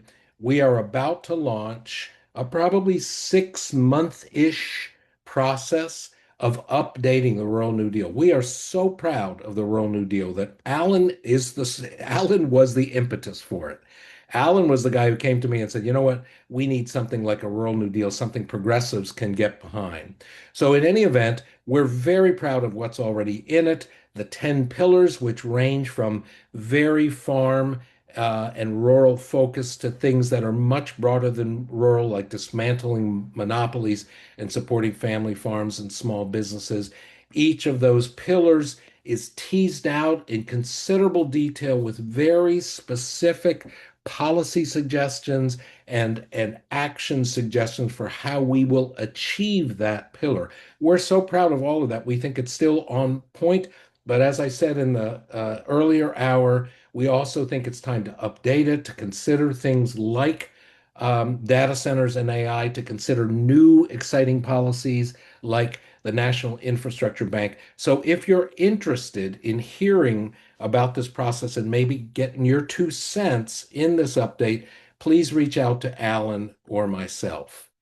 The other thing that Ruby is really big on, and I'm very excited, I'll kind of wrap up here, is the local action that is so critical to our Act Different level of new engagement. Trust is our big problem right now. Millions of people, working folks, especially rural people, they don't trust us. When I ran in 2018, we ran a hell of a good campaign. I ran as a farmer and a working guy. And I had so many people, scores of people say to me, I really like you. I'd like to send a farmer to Congress, but I could never vote for a Democrat. That was because I carried the Democratic brand was basically baggage. And so we have to overcome that mistrust. When we go out and protest as part of No Kings, as part of resistance, it's something that must happen because we have to fight this horrible administration. But if this is the only way we show up, if big groups of liberal, progressive Democrats show up just to talk about what's wrong, just to talk about how horrible Trump and his policies are, we don't win over folks that we could win over. Community Works, our big strategy of rebuilding trust, which is now actually in 8 states, is exactly about building trust. We do non-political events in rural communities. We started in Virginia and Georgia. We've now expanded to other states. And these events are revitalizing local Democratic committees in very red areas, but they're also winning the hearts and minds of our neighbors because instead of scolding them, or telling them how they're wrong or telling them that they're voting against their own interests. We simply work side by side with them to fix local problems. And now we've known it's worked from all the stories, but now we actually have an academic study done by Nick Jacobs, the author of The Rural Voter, brilliant fellow, that we show actually is changing hearts and minds. We did surveys of people in the Community Works counties in Virginia and Georgia right when we were launching the program. And then we did the same survey in neighboring counties that were very, very similar demographically, politically, et cetera, but did not get Community Works. And 2 years later, this is just a super quick synopsis of what we found. In the Community Works counties, people were statistically less likely to view members of the opposing party with hostility or coldness. That essentially means in these 70-30, 75-25 red counties, that's that the perception of Democrats was becoming less hostile, less cold. People were less likely to get swept up, the second finding, in national partisan divides and all the social media nonsense around it, and instead were turning to their own local experience of Democrats doing good things in their community to make their political judgments. They were distinguishing these active local Democrats, these good neighbor local Democrats, from the national Democrats who they had already decided that they didn't like. And this last finding was very important. They were beginning to reevaluate the parties. The Republican Party became less popular in the Community Works counties, the Democratic Party a little more so, because they were judging the parties on how well people were actually showing up and doing stuff and how well they were governing. And so this was a sea change. If you're interested in Community Works, our director, Meredith Dean, my colleague, does a introduction called Bridging Divides with Community Works the fourth Wednesday of every month. Be the fourth Wednesday of July is the next one. At 6:30, you'll learn much more than that. But this is an extraordinarily effective trust building strategy. I'm going to close with this. We also do a lot around messaging and communication. I don't have time for it here. But when we talk about talking differently, it's partly how we talk and not using so much lingo and technical speak or nonprofity language or political jargon. But it's also a question of what we talk about. And we should be talking everywhere we go about unrigging this system that so many Americans know has screwed them. And the Rural Democracy Initiative, their great group, their research on specific policies and the popularity of them in rural communities just a couple of years ago found that the kinds of things that we stand for here among progressive Democrats, banning junk fees, surprise fees, requiring the rich and the corporations to pay their fair share, shifting government support from big ag to independent family farmers, cracking down on the meat processing monopolies. All these things were enormously popular with rural voters. So I'll close with this. My friend and a brilliant mentor, Joan Williams, who wrote the book Outclassed, she says, if you care about democracy, talk about economics. So I think that's a good way to close this out. I don't know if we have time for a little Q&A, but if so, I'm all for it. Yeah, and I know you. Yeah, let's allow the stack to build up here. Boy, the last volleys of what you said there. I'm writing this document, and Thomas Paine, while obviously any 18th century written language that was properly published, even initially as an anonymous pamphlet, as Common Sense was. By the way, for all this talk about common sense, if people don't know, there's no American Revolution without common sense. And in fact, a lot the very famous and even flowery and very beautiful language that Jefferson produced for the first part of the Declaration of Independence. By the way, there's a very ugly later part of the Declaration of Independence, but for the most part, the early parts are very good. And of course, the opening salvo is spectacularly eloquent. But Paine wrote in what was considered at the time to be in common parlance, much like what you're talking about. And of course, he connected. It became the best-selling book, other than the Bible, in the history of the colonies within like 6 months. It was a pamphlet. It wasn't a full book, but that was the case in terms of numbers that circulated. And as I write what I'm writing, of course, I know that I'm not probably the person to go out and try to communicate these messages because of my propensity to use words like propensity. Good self-awareness, Alan. Yeah. So, but I'm trying in this document not to do that, but it is so important. And Woody Guthrie connected with the masses because his range of vocabulary was really narrow. It was spectacularly evocative, but it was he probably didn't use that word, but yeah, great points on so many ways. And there's so many projects of Ruby I wish I had the time to dive into myself. But it's just fantastic to partner with you. Let's go to the stack, and I'm guessing Angela, I'm guessing I know what you're going to talk about, but I know Anthony is a huge supporter, and PDA, of course, is signed on as well for the Development Bank and Infrastructure Bank. And Angela, take it away, though. You got to the stack first. Yeah. So Anthony, what you said, I think the most important thing that you said is the idea of creating a new system. I think that we're seeing that we're on the verge of a revolutionary, potentially revolutionary economic change, but we got to make sure that it works. And right now, with this system, people only have two choices. They can either finance infrastructure through the budget or go for privatization. So that's not going to happen. So what you brought up is the need for the National Infrastructure Bank to make sure that a rural New Deal or a New Deal or whatever people want to call it, a Green New Deal works. And so it's not enough to just get new people in or get younger people in or change the labels. You have to have an army behind the right policy. And this is the Franklin Roosevelt policy. And I would ask you to expand on that. Yeah, well, you guys wrote the book on it, so to speak, so I won't say much, except that it's, first of all, it's total common sense policy. We've been going back and forth about the decline of American infrastructure for multiple administrations now, both parties. And of course, the Biden administration took the biggest shot at addressing it, and hats off to them for doing it.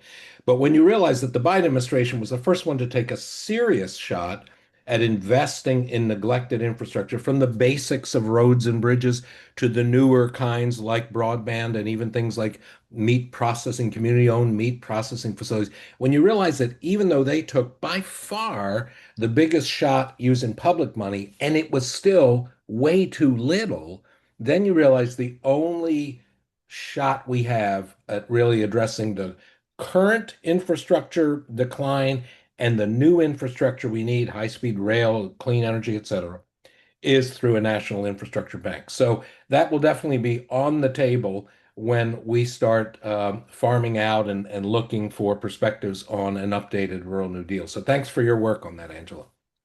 Carla Sand, your comment or question for Anthony Flaccavento.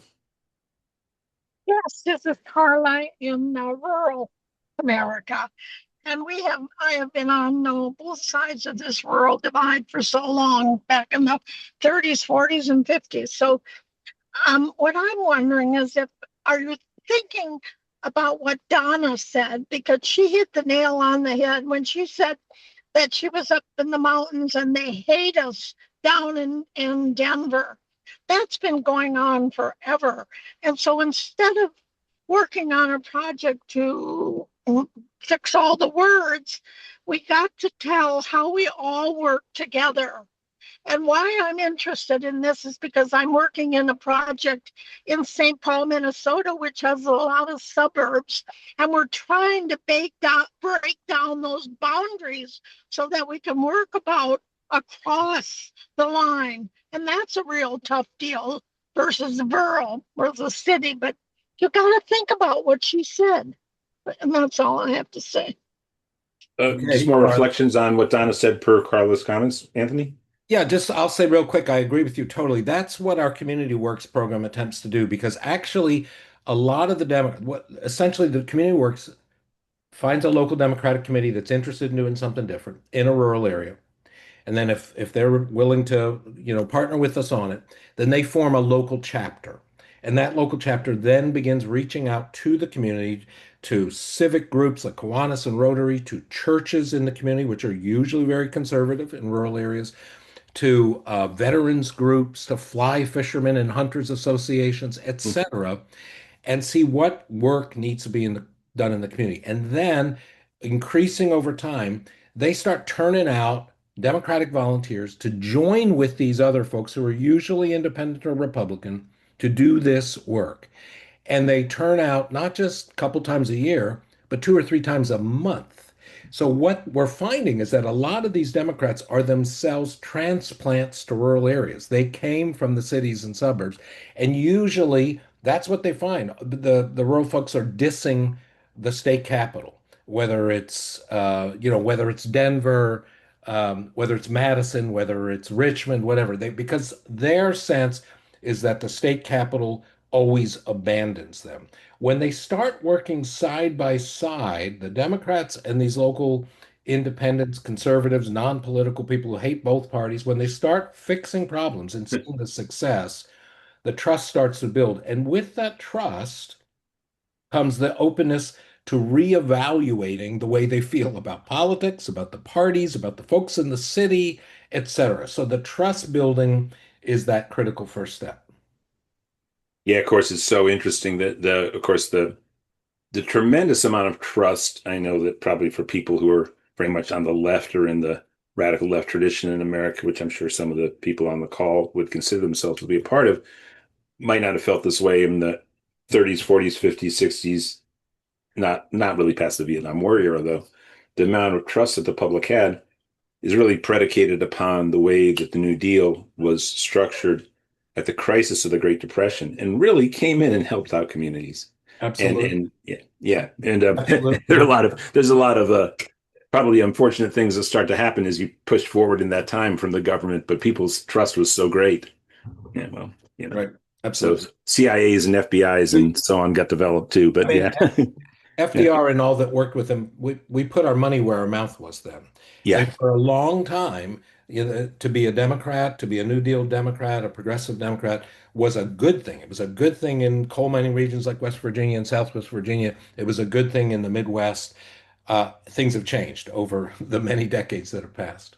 Oh yeah, that's the thing too. I mean, almost a complete abandonment of rural and small town America, and you see it in what the discussions of even Chuck Schumer when he's talking about winning suburban women. There's not even consideration of gaining votes out in rural and small town America. That's not even on his radar screen to consider. Charisse, you're up for a question or comment for Anthony Flaccavento.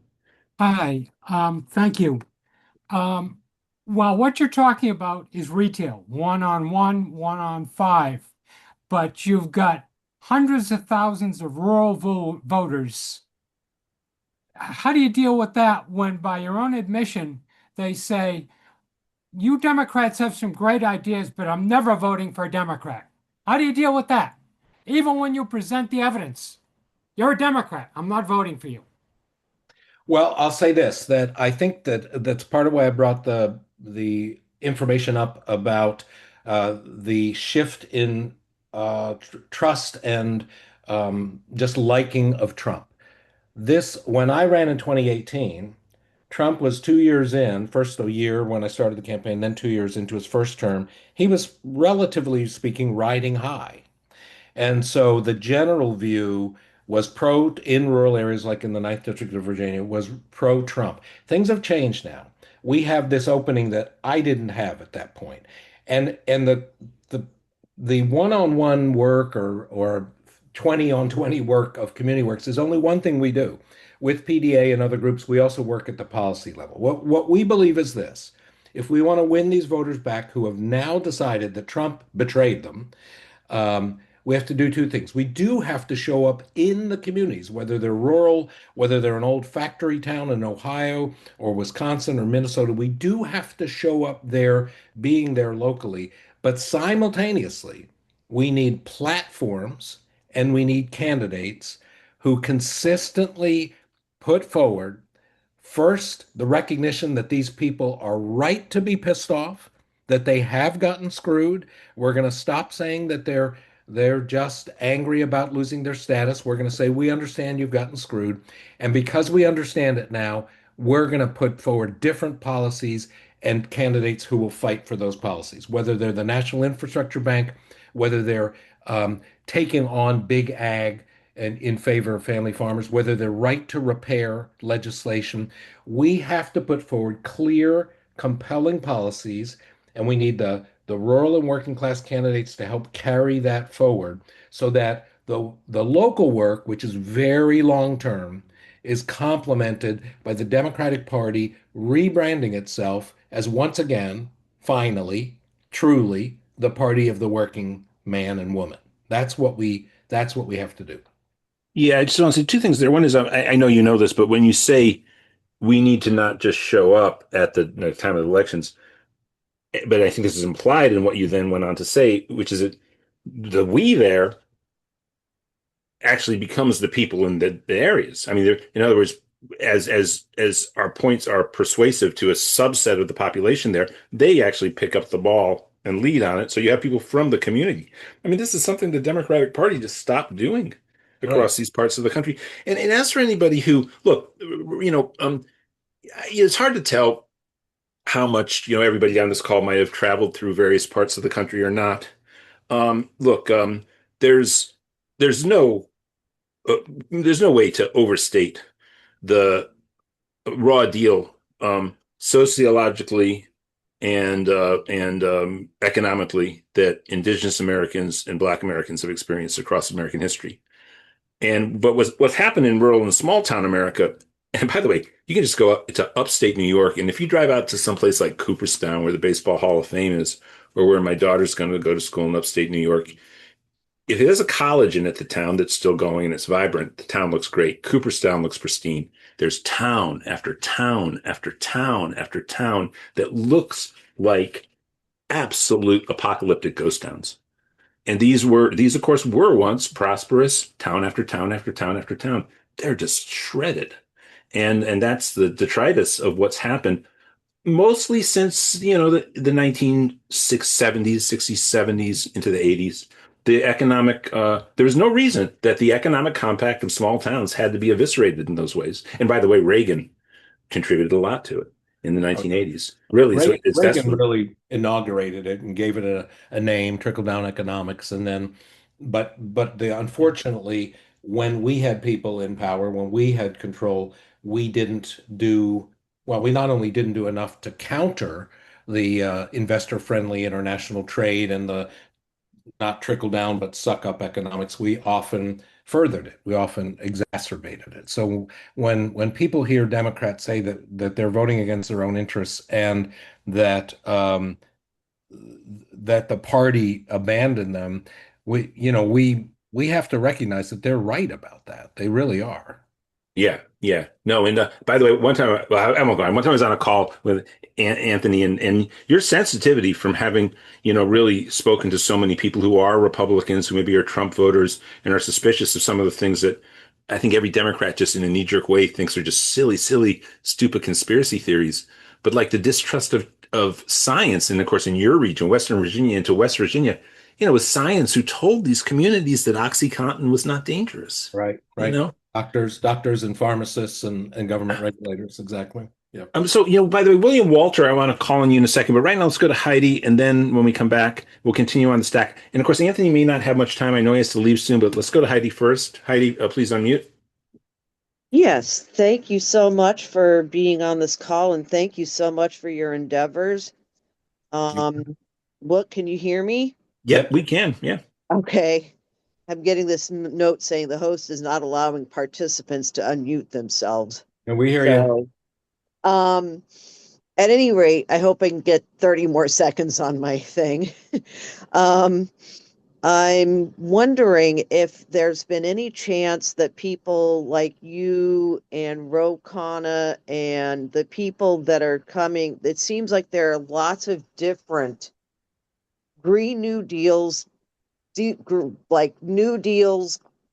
I mean, I know that there's a main Green New Deal here and it's like, I'm wondering if there are people that can come together and have a coalition to really make our efforts stronger and to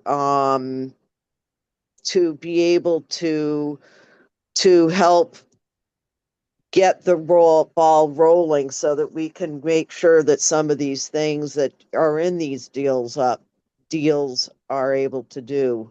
Yeah, sure, sure. So Heidi, first of all, Roe is one of the best known people who has endorsed the Rural New Deal. And so that's great. And he's spoken well about it in public and private settings. So that's terrific to have. Part of your question about the Green New Deal, the Rural New Deal, part of what we wanted to do when Alan and I were first discussing it, and then we were joined by Dave Alba and then a wider group. There was some question about whether calling it a rural New Deal would evoke the New Deal, or would it bring up for people images of the Green New Deal? I supported the Green New Deal. I think it had a lot of good ideas, including some very good ideas for rural. But unfortunately, the right totally won the rhetorical battle and the media battle around it and defined it in a very negative way for farmers, for fishermen and women, for working folks. And so, one of the things we'll be doing in our updating of the Rural New Deal is also considering perhaps a renaming of it. Something that will allow us to both join forces with other people who have similar ideas, but also make sure that the name itself brings people in rather than sending them for the hills. So I'm not sure what that will be, but in any event, we absolutely recognize the need to join forces, and we also think that somehow the naming of it might need to shift slightly. Yeah, I mean the right wing and Fox really went to town on trying to vilify the Green New Deal as a brand.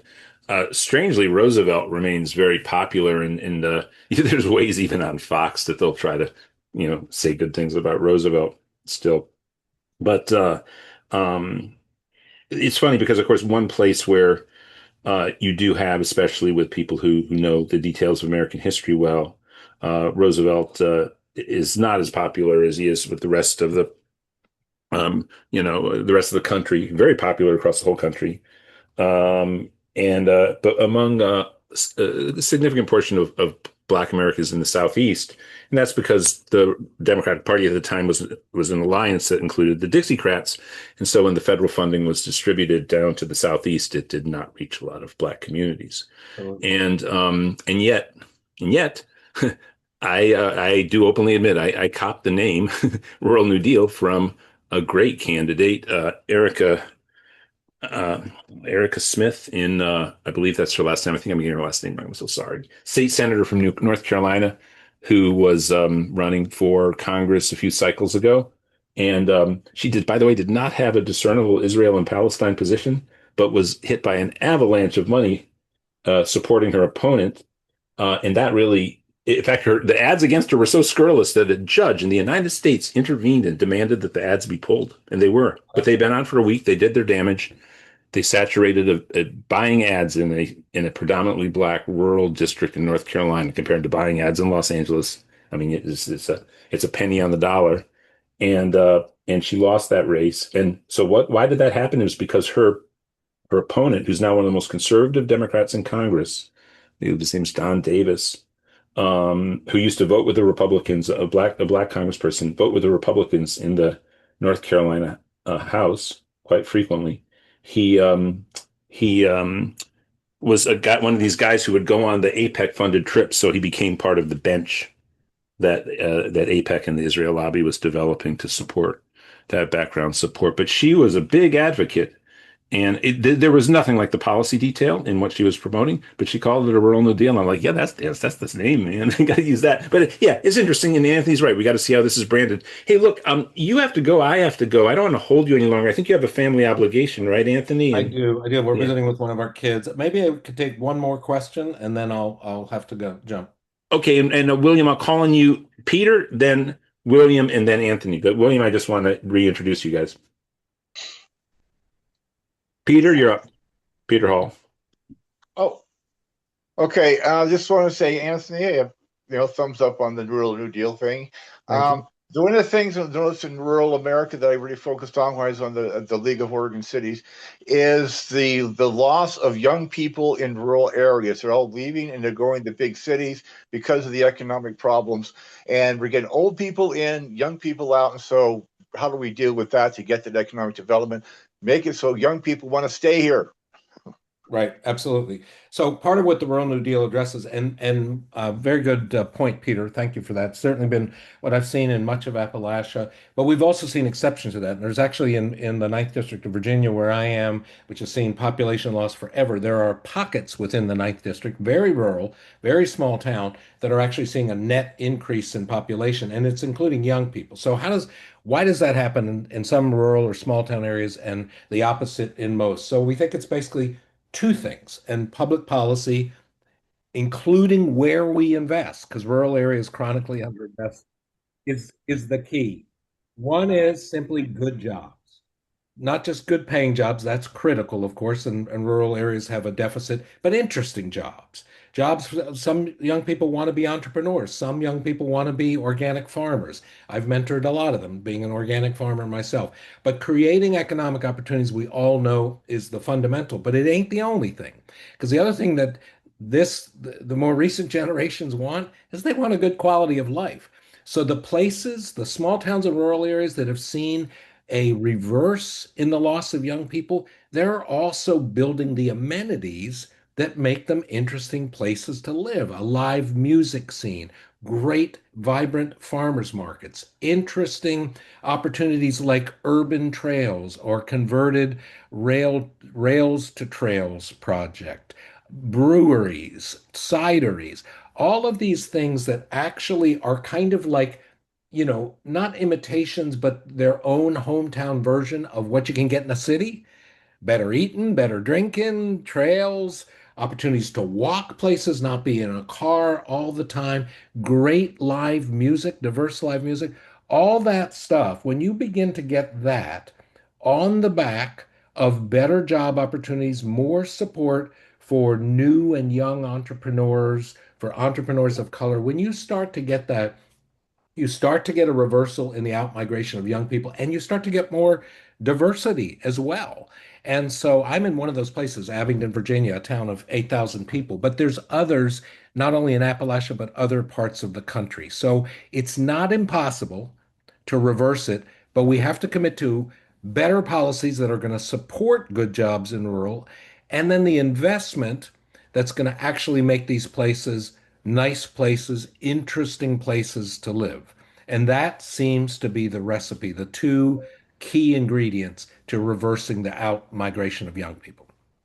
So yeah, and yeah, by the way, I mentioned very earlier on that my understanding is it started to be a drip of the loss of some of the small town population came about when they built out things like the larger public university infrastructure for the baby boomers. And then what happened is the people from the small towns, the young people started to go there and then not come back. But then it really accelerated, you're right, with Reagan.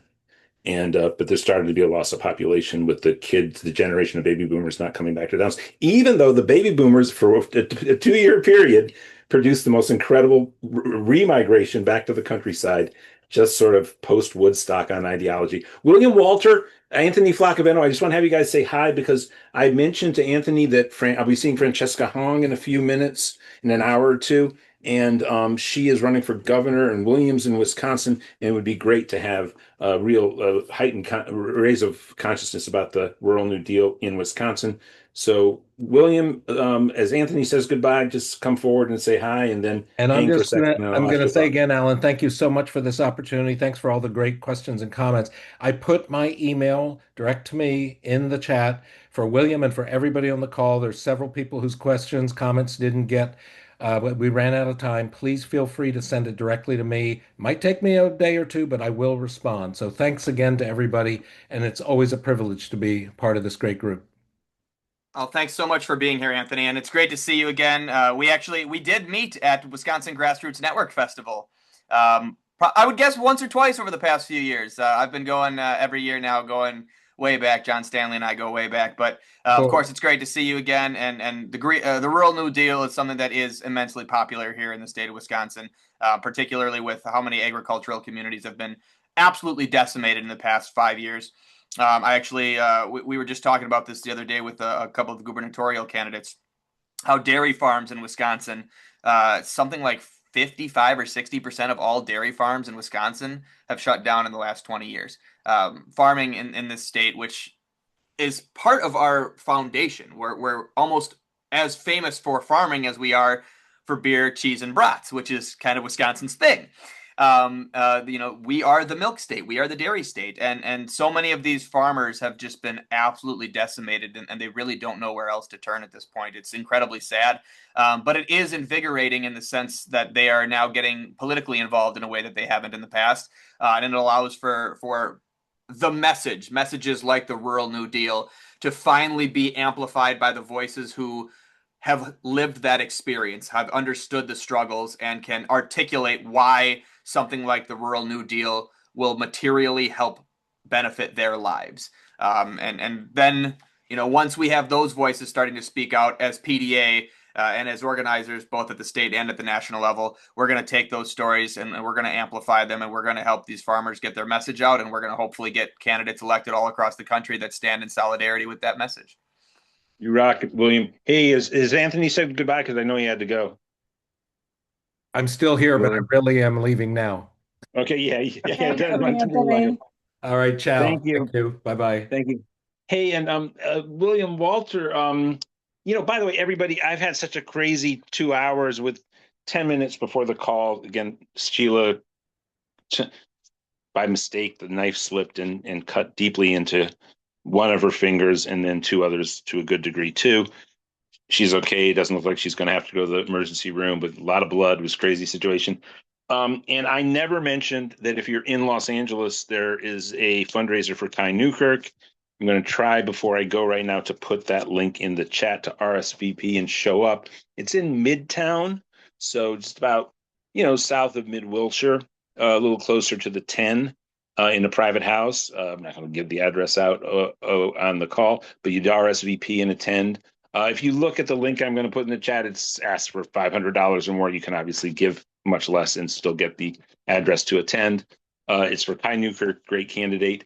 And William, how you doing? What's your thoughts on the world right now, just right before I split?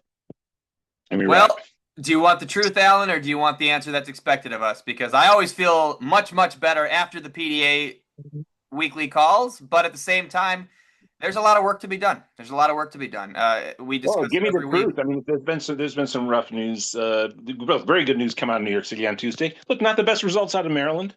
Let's be honest. Everybody was euphoric about the results, but we at PDA follow a lot of elections in a lot of places, and I would have liked to have seen better results. That candidate that Water was running against, that progressives finally caught on to. This is a big problem. Steny Hoyer endorsed him. Look, Wes Moore endorsed him.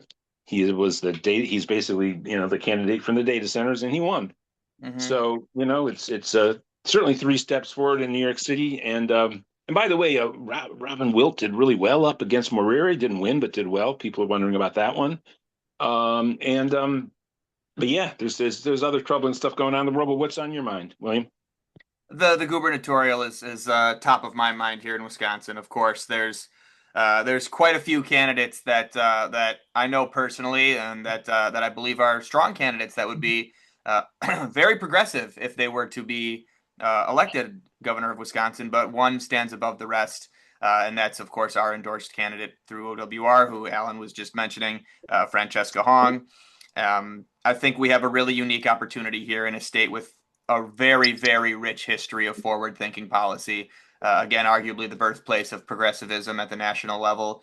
So much of FDR's New Deal was kind of taken from the Wisconsin idea, and we're hoping to kind of reshape the future here in Wisconsin by reclaiming our rich past, but then using those victories and using that success, and really using the momentum that would come from showing voters what we can do for them and what our worldview and what progressivism can do to make their lives better.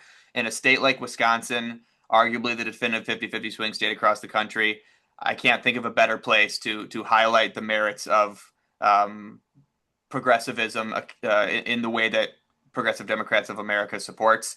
We often hear, oh, that's New York. You just mentioned the massive wins that we had in New York last week, and they were big wins. And I'm not going to sit here and say they weren't. But at the same time, there's that kind of overarching assumption from a lot of voters and from a lot of pundits that what wins in New York and what happens in New York isn't, you can't apply that anywhere else in the country. It can't be duplicated to the same extent as New York, because New York is a very unique location, which it most certainly is.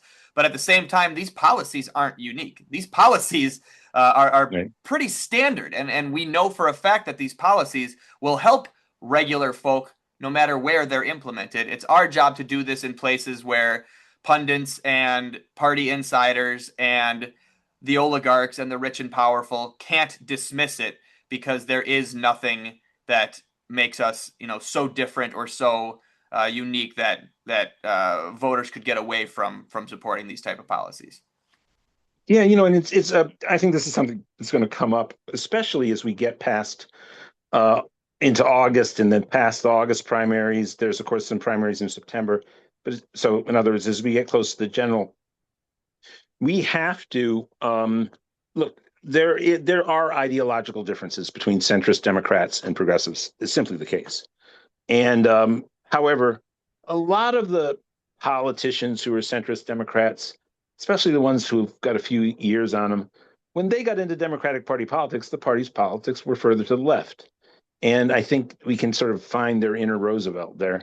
But for the generation that are younger and they sort of came up and they embraced, I mean, my word, by the time you got to I always cite the first debate between Romney and Obama on domestic policy, where Romney keeps saying things and Obama says, "Yeah, that sounds good," because they're so close on economics. It's ridiculous that the whole market fundamentalist privatization type of schemes, charter schools, et cetera, have been so brought in to become the centerpiece of the Democratic Party almost as much as the Republican Party.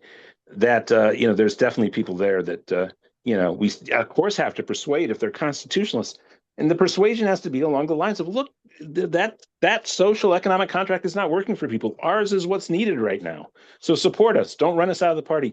And I actually think a big figure in this, and I know that he's slightly controversial still, but not too controversial. And maybe he's more controversial than I realized. But Plattner seems to be the kind of communicator who really connects with people. And he certainly will reground, because I think he's going to get a lot of national light on him, partly because he's controversial. By the time that race, Susan Collins versus Plattner, becomes a central point of national focus, I think people will forget and start to drop the association of these politics just with being with New York City.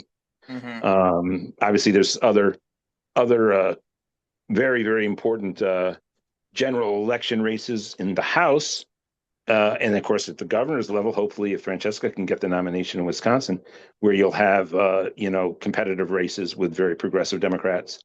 But for the most part, I think that's the only Senate race where that's the case, because Sherrod Brown is sort of coasting as a candidate, and the other swing Democrats, obviously Tallarico brings a very interesting critique, but that's grounded in Christianity and his redeeming of Jesus from the right. It has some good political points he makes, but I think Plattner will really bring the Bernie Sanders economic social contract reintroduction of an FDR-esque and democratic socialist politics to America back to the foreground, and people won't associate that with New York. So there's a lot of assets we have as a movement. We got to grow the movement, and you're so right about Wisconsin, William. The history's there, and it's both rural and urban, right? Incredible progressivism among farmers, and then right with the sewer socialists. Hey, I got to split though. I got to get out. I'm going to see Hartzell after he's off of Hassan, hopefully, and I should put my camera off because I'm now having to charge this thing and lie on my bed. It's ridiculous posture I'm in. Sorry, everybody. But I'm going to sign off and hand off to Mike Fox and William. We will be in next week. Of course, it's July 5th. We're going to have a town hall. But as I said, I may actually be involved in trying to cobble together some special event in relationship to July 4th, in relationship to Tom Paine, negating the 250, the quote unquote ownership by the right of the celebration of the 200th anniversary of the Declaration of Independence founding the United States. That nauseates me, the idea that we're just going to, stand aside and let Trump have the moment. I think the United States has a kind of fragility right now in its international standing and its sense of itself, but I don't think it's going to go away, and we're going to live inside of it for a while, and we have to turn it into the very best American it can be, as Barbara Jordan famously said, "An America as great as its promise," and that has to be the gold standard we go for. It's what Thomas Paine believed in. It's what Frederick Douglass believed or articulated at the end of the very famous speech he gave, I think in 1852, and Martin Luther King Jr. and Tim Carpenter and PDA. So William Walter, great to talk with you. Great to talk to everybody. And Mike Fox, I'm going to thank Nina Turner, Hartzell Gray, Anthony Flaccavento, Hanya Jodat, and everybody who joined us. And of course, the PDA core, William Walter and Mike Fox and Jim Langford and Donna Smith. And we'll see you next week with another PDA Town Hall.